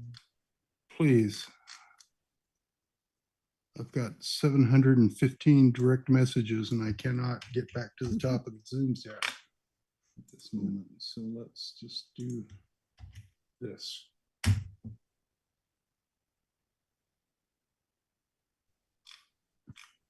Okay, so my understanding here is that Mark Siegel presented a challenge that Simon Jonason picked up, and basically, he's basically doing something called. He actually sent me some. Strangely enough, Simon sent me a message directly this morning. He is doing something called real-time alpha blend transparency. As you can see, he has his standard lady graphic that he's had for years and years. And he's basically doing an overlay. He says eventually that ball will actually bounce rather than just track across. Well, it used to make her bounce, and then it used to be kind of naughty. Exactly. Yeah. I'm glad Yes, he didn't put 2 balls up there. Yep, I've seen the bouncing. Well, that's coming. As well. Okay. Anyway, he mentioned something about this is a work in progress for Gimme demos.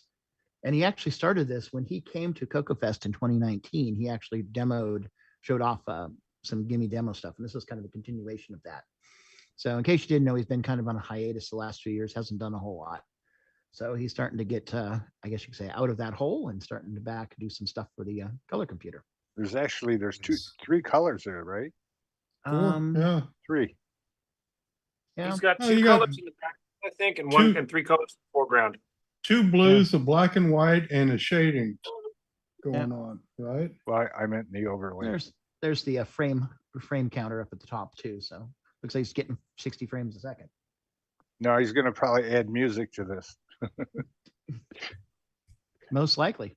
He knows sometimes he'll send me something to review or check out and try different machines because I have so many 3 of them set up. Yeah, and then he makes just a little tweak and he'll send me another one, and sometimes I miss it and he has to explain to me what I'm going to be looking for because he's so sharp and he knows exactly what he's doing, and it's just amazing.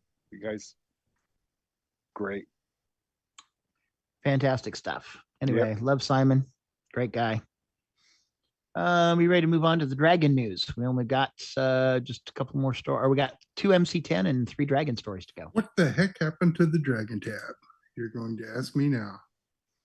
Hey, wow, and we're only at the 3 hour and 15-minute mark, so we're actually doing Not pretty good. bad at all.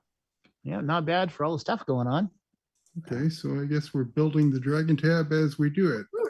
There's my This works. This works. Kevin, is that green or brown? still planning Dragon. Yeah, I know. Kevin's showing his pickle.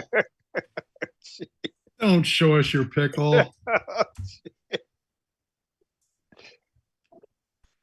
We're gonna get dinged. Okay, first story I see here. Which one is this? Isn't that the top Dragon? First one is Kieran's XROAR. Yeah. Okay. I don't recognize the name, but okay. Okay, so for those of you using Kieran's XROAR with the Dream assembler, apparently one of the latest updates fixed a problem where the Dream files would not load properly. According to Facebook Dragon group member Katja Kirjui.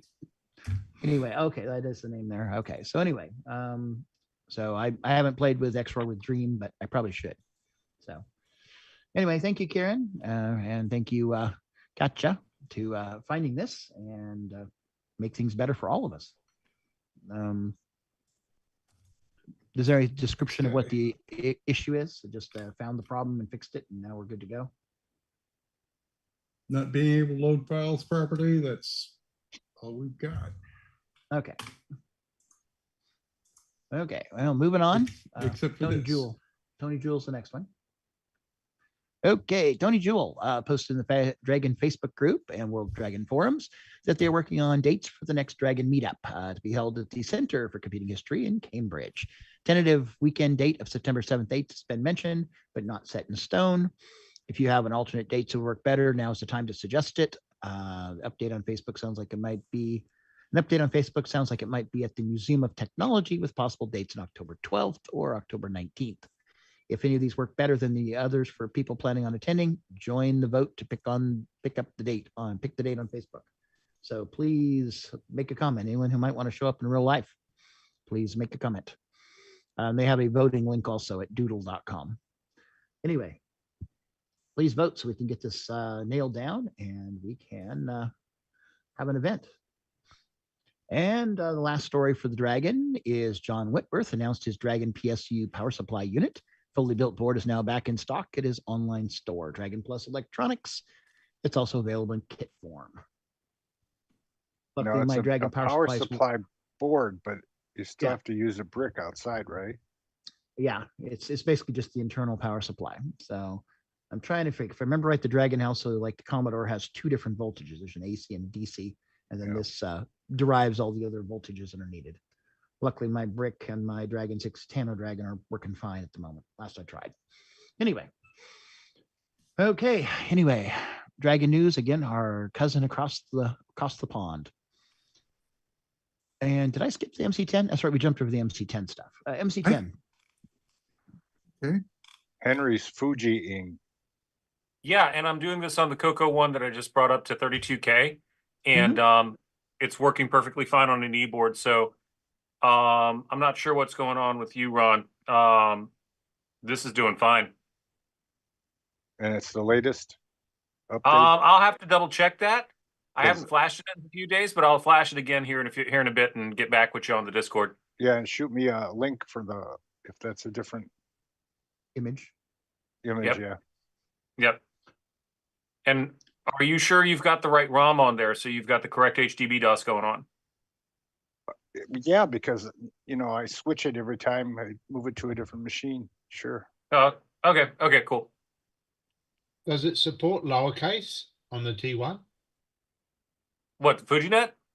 Yeah, that screen you got there. I'm not sure. Now this is also the screen that is showing on my screen that is not on screen right now. Well, it is. I'm not sure. I haven't played with That's that. MC10. Oh, it is. Yeah. It looks just like that. Okay, so MC10. Let's get the last two news stories out of the way and move on. Jim Gary ported another artificial intelligence demo program called Perceptron, originally by Richard Forsyth and Chris Naylor from the 1986 book Hitchhiker's Guide to Artificial Intelligence. Anyway, that name Chris Naylor reminds me of one of the guys that did Red Dwarf. Anyway, I wonder if there's a connection. Anyway, YouTube video sounds pretty cool. And then the final story got you basically have a training session. Yeah, MC10. Okay. And then David Monder has posted a zip file to the MC10 Facebook group that contains 5 songs for the MC10 that use Simon's assembly language multi-voice 1-bit play routines. Anyway, thank you, Simon. Oh, neat. And Simon always does excellent work, especially with audio. He does good visual stuff too.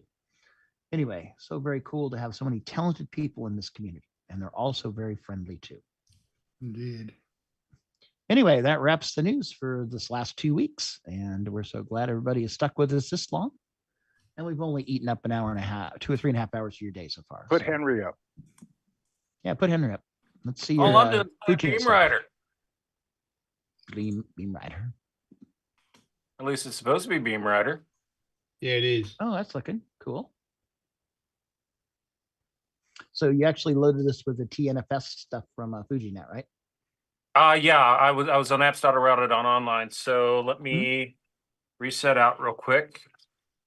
And it's loading. Yep. In composite mode, no less. Not really. No, this is actually doing it over. I've got it RF into a TV that's going ahead and giving me a composite out. Gotcha. So Apsarada Online, and if I go to, let's see. Load the Apple II line. No. Oh yeah, that's not going to help me much. But yeah, there's any number of things. The one that everybody likes to go to is Demos? Oh, there we go. No, the one that everyone likes to go to demonstrate things is FUJInet. Mm-hmm. And they'll go ahead and grab ISS. Yep, space station. Yep. And let's see. So I've already got that mounted. If you got a Coco 3 up, you can look at my pictures are up on there too. Yeah, I have. I don't have a Coco 3 up yet, but you have to hit the break key a few times to go ahead and get to your DOS, and then it'll show you, or get to DOS, and it'll show you it's mounted. And then since this is HDB DOS, if you want to switch which drive, it's not drive 0 or drive 1, it's drive pound 3 in this case. And for those of you that are not familiar with FUJInet, he's actually mounting these disk images across the internet. Yes. Being Well, mounted it's from local. He's apps. mounting them local, but Yeah, yeah, but that's they're where they actually- come. That's where they come from. They are actually being loaded from across the network. So the mounting is happening within the guts of the FUJInet itself. But what we're looking at here is the FUJInet is acting effectively like, in this particular case, it's acting like an NTFS client for all intents and purposes. So imagine, if you will, that instead of connecting your floppy disk controller up to a physical floppy disk drive, your floppy disk controller talked over the internet to an NFS share. That's what this is doing. Yeah. So, and that's what it's showing as being mounted. So I can go ahead and hit the exec. It'll take it a minute to load up what's going on. Oh, and by the way, Rick, you were not lying when you said you got to fiddle with those screws on the Coco Fix-It boards that you make, on the keyboard fix mode boards. Oh yeah, some of them are really. It's finicky. I had a sticky G key, and I redid everything to go ahead and get that G key working, and to try and get it working. And then I finally just went around, went to the screws around where the G key was, and kind of tap a little bit. And I hear something go pop just ever so slightly. And I'm like, did that do it? And sure enough, it did. Yes, the springs do not self-center in any way. They can be off just a tiny bit. Oh, this is the one keyboard. It doesn't have springs. Oh, well, the rubber domes, whatever. Yeah. I hate the rubber dome one. I don't think I even sell it anymore. I hate that keyboard. I hate that keyboard. Is it failing to update the location information? It's failing to update the location, and I'm not sure why, but it could be the translation server's offline. There's somebody that's running a server that parses that data from NASA and then presents it for the FUJInet stuff. So right. I don't remember who it was. So yeah, I can reset out, go right back to FUJInet, and I probably had the Go to once the FUJInet's news. active, that will give me what I need as far as being able to let's see. Does your SD card work? I haven't tried it with the SD cards, I but couldn't get mine working at all. yeah, I tried mine today too, but maybe it doesn't like the directory I have stuff in. I need to retry it. all right, so I've got Games DW, Beam, Netcat, and ISS on there. So let's see what is on Games DW. Oh, it doesn't overtype. I got to remember that.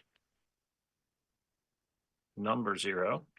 But the touch on this thing is so light after having installed that board there, Rick.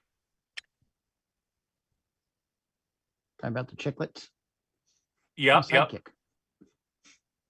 I wonder what the heck this is. This is it's DriveWire Games.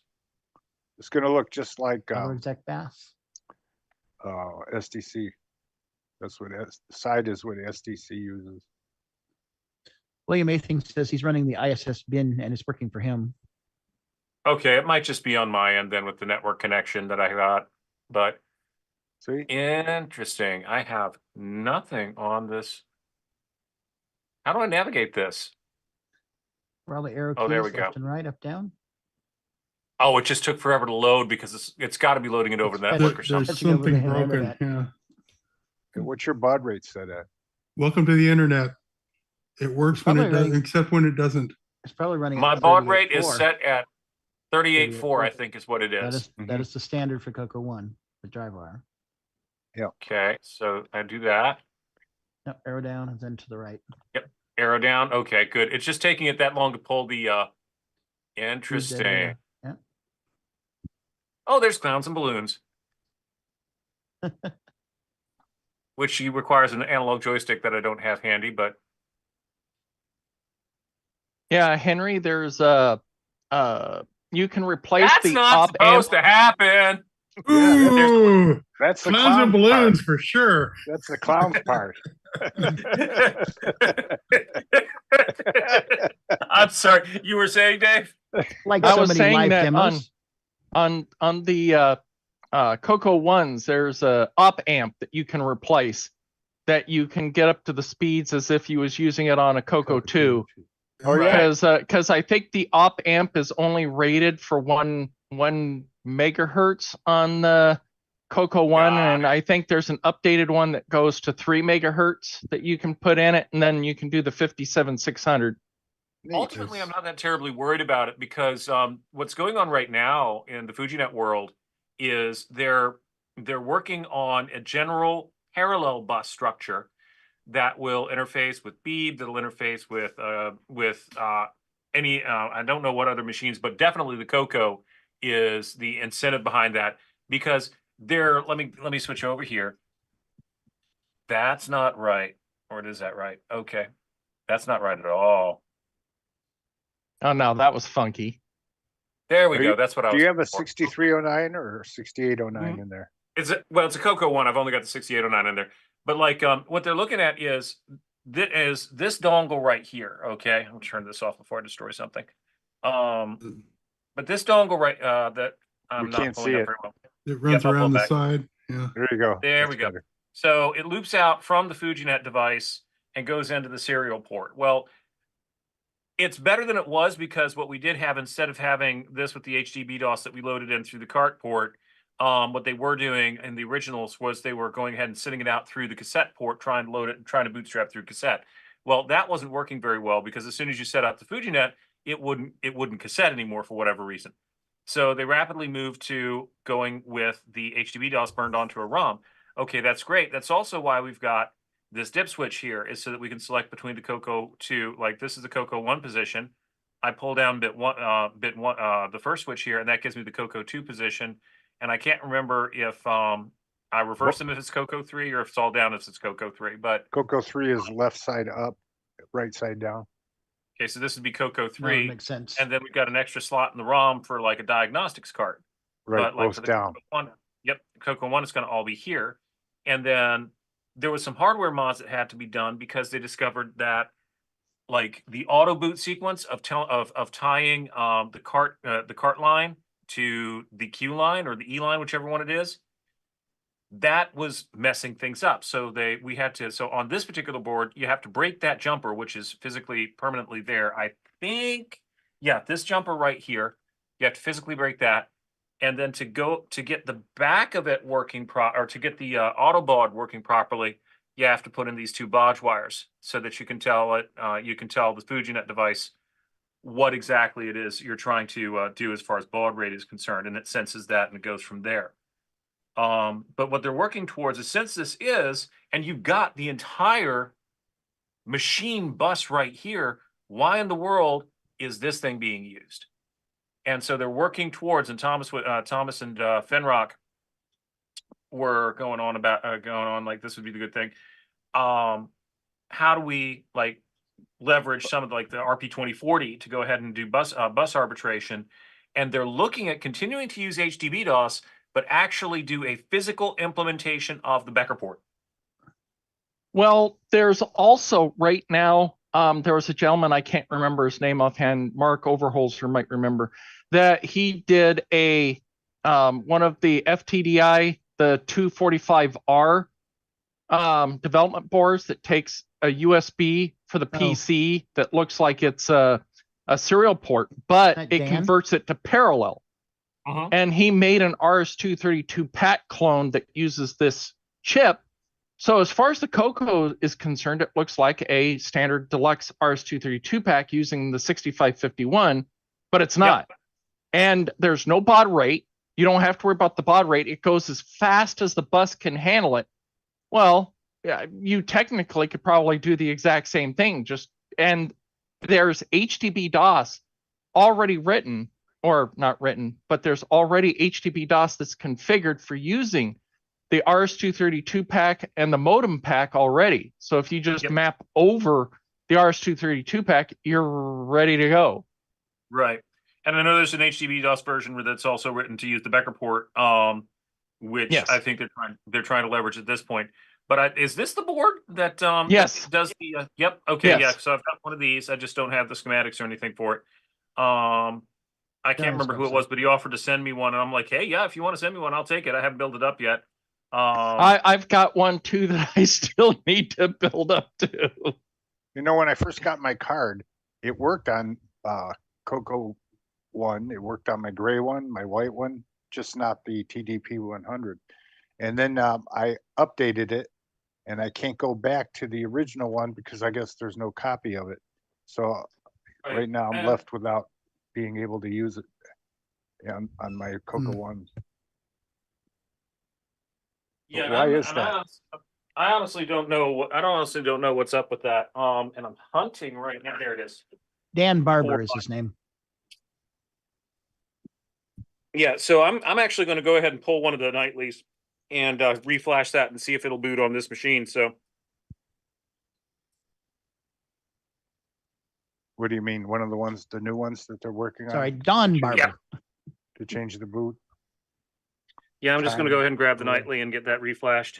So you just put that into your.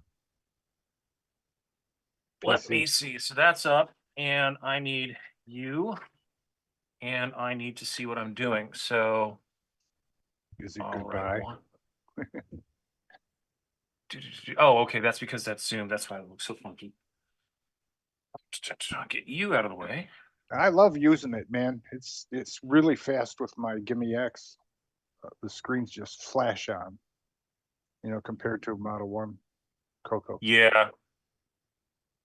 All right. So I should be able to. There we go. And get back over here. This is good to see. Is it over here? Yes, this is it. Nightly zip, isn't that it? Yeah, it is. And it is what? FM nightly. That's what I'm looking for. I did this little automation to get it over here.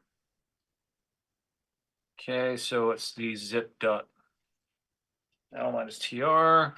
Which one is it? It's neat that you're putting a zip file in and it uses it. It doesn't have to. Yeah. Okay. So play with it, unpack it, and.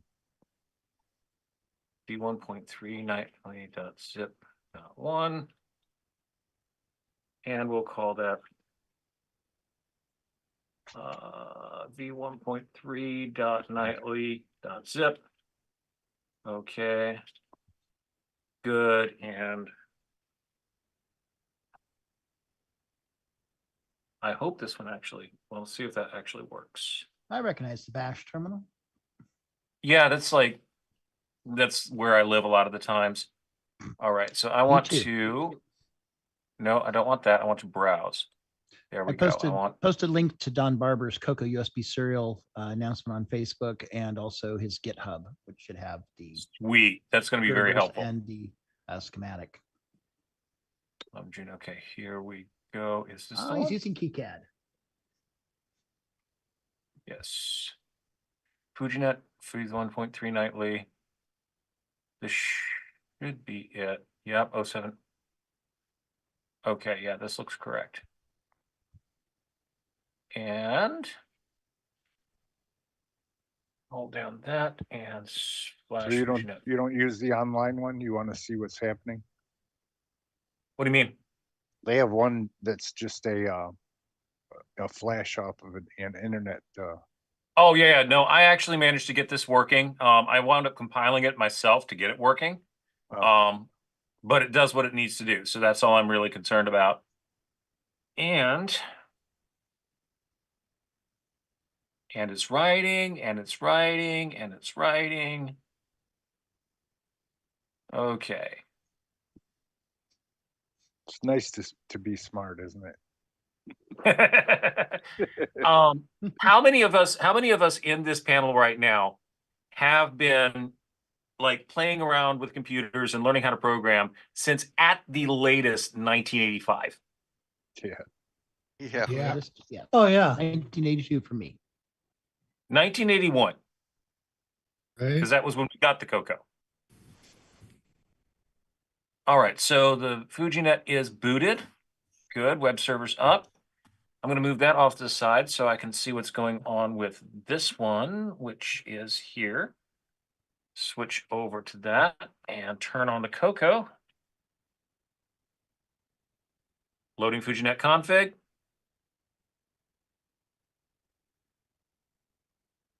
And it is reading. I can see that. Yep, it's working. Apps errata. We're doing fine. Yeah, I'm booting just fine. Looks like it's a little faster. Yeah, does go a little faster. Demos and for those of you in the audience don't realize what we're doing, we're basically padding the show to 4 hours so we're not short. So yeah, that's what we're doing. Actually, I thought it was because of shiny distraction. Yeah, that's okay. Contractual requirements. I thought we were going to try to push it all the way to the standard 6 hours, but you know. Let's see. I find all the networking stuff fascinating, so I love this sort of stuff. So I'm not hanging up. I'm going to put you there. And then we break out. Netcat, and I need drive number 3. Oh, well, that's going to drive me a little bit, do a little something funky. It's not going to like me. Because it's going to want the speech card, I'm sure. Sure, I probably ought to turn off the news at this point, huh? Yep. Oh, it's not happy with that. No, because it's not a standard file name. Probably. Okay. Let's see. 8.3 or 4. Let's make sure that the other drive still works. Yeah, just go to 1 or 2. Okay, so that's still working. Okay. And again, those were in it. So it looks like everything's functioning.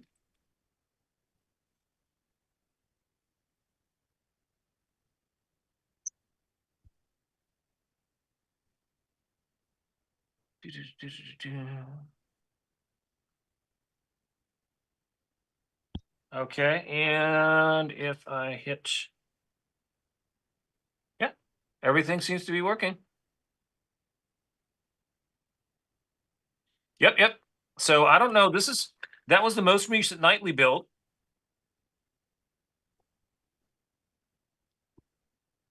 So Control F11. There we go. Yeah. So I'm not entirely sure what you were dealing with there, Ron, but that's what it's working.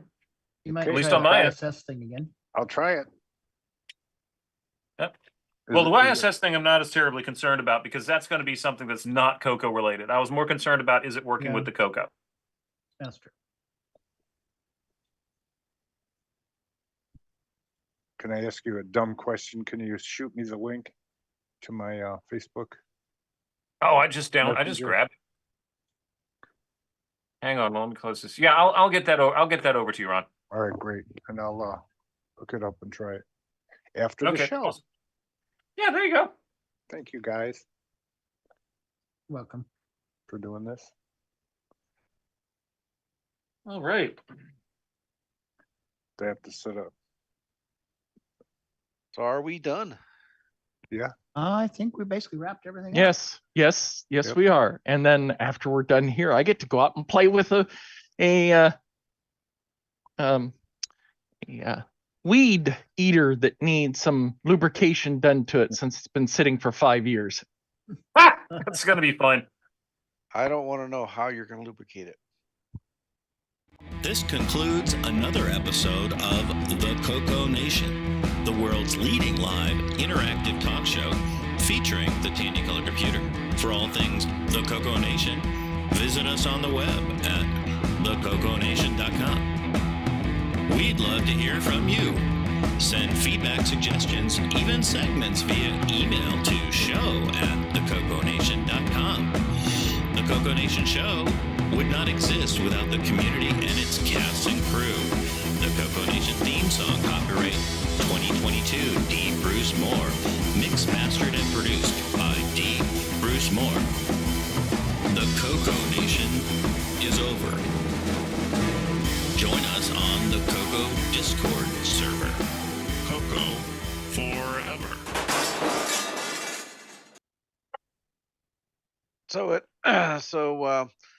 So Henry, your shirt makes me think we've been 4K since '81.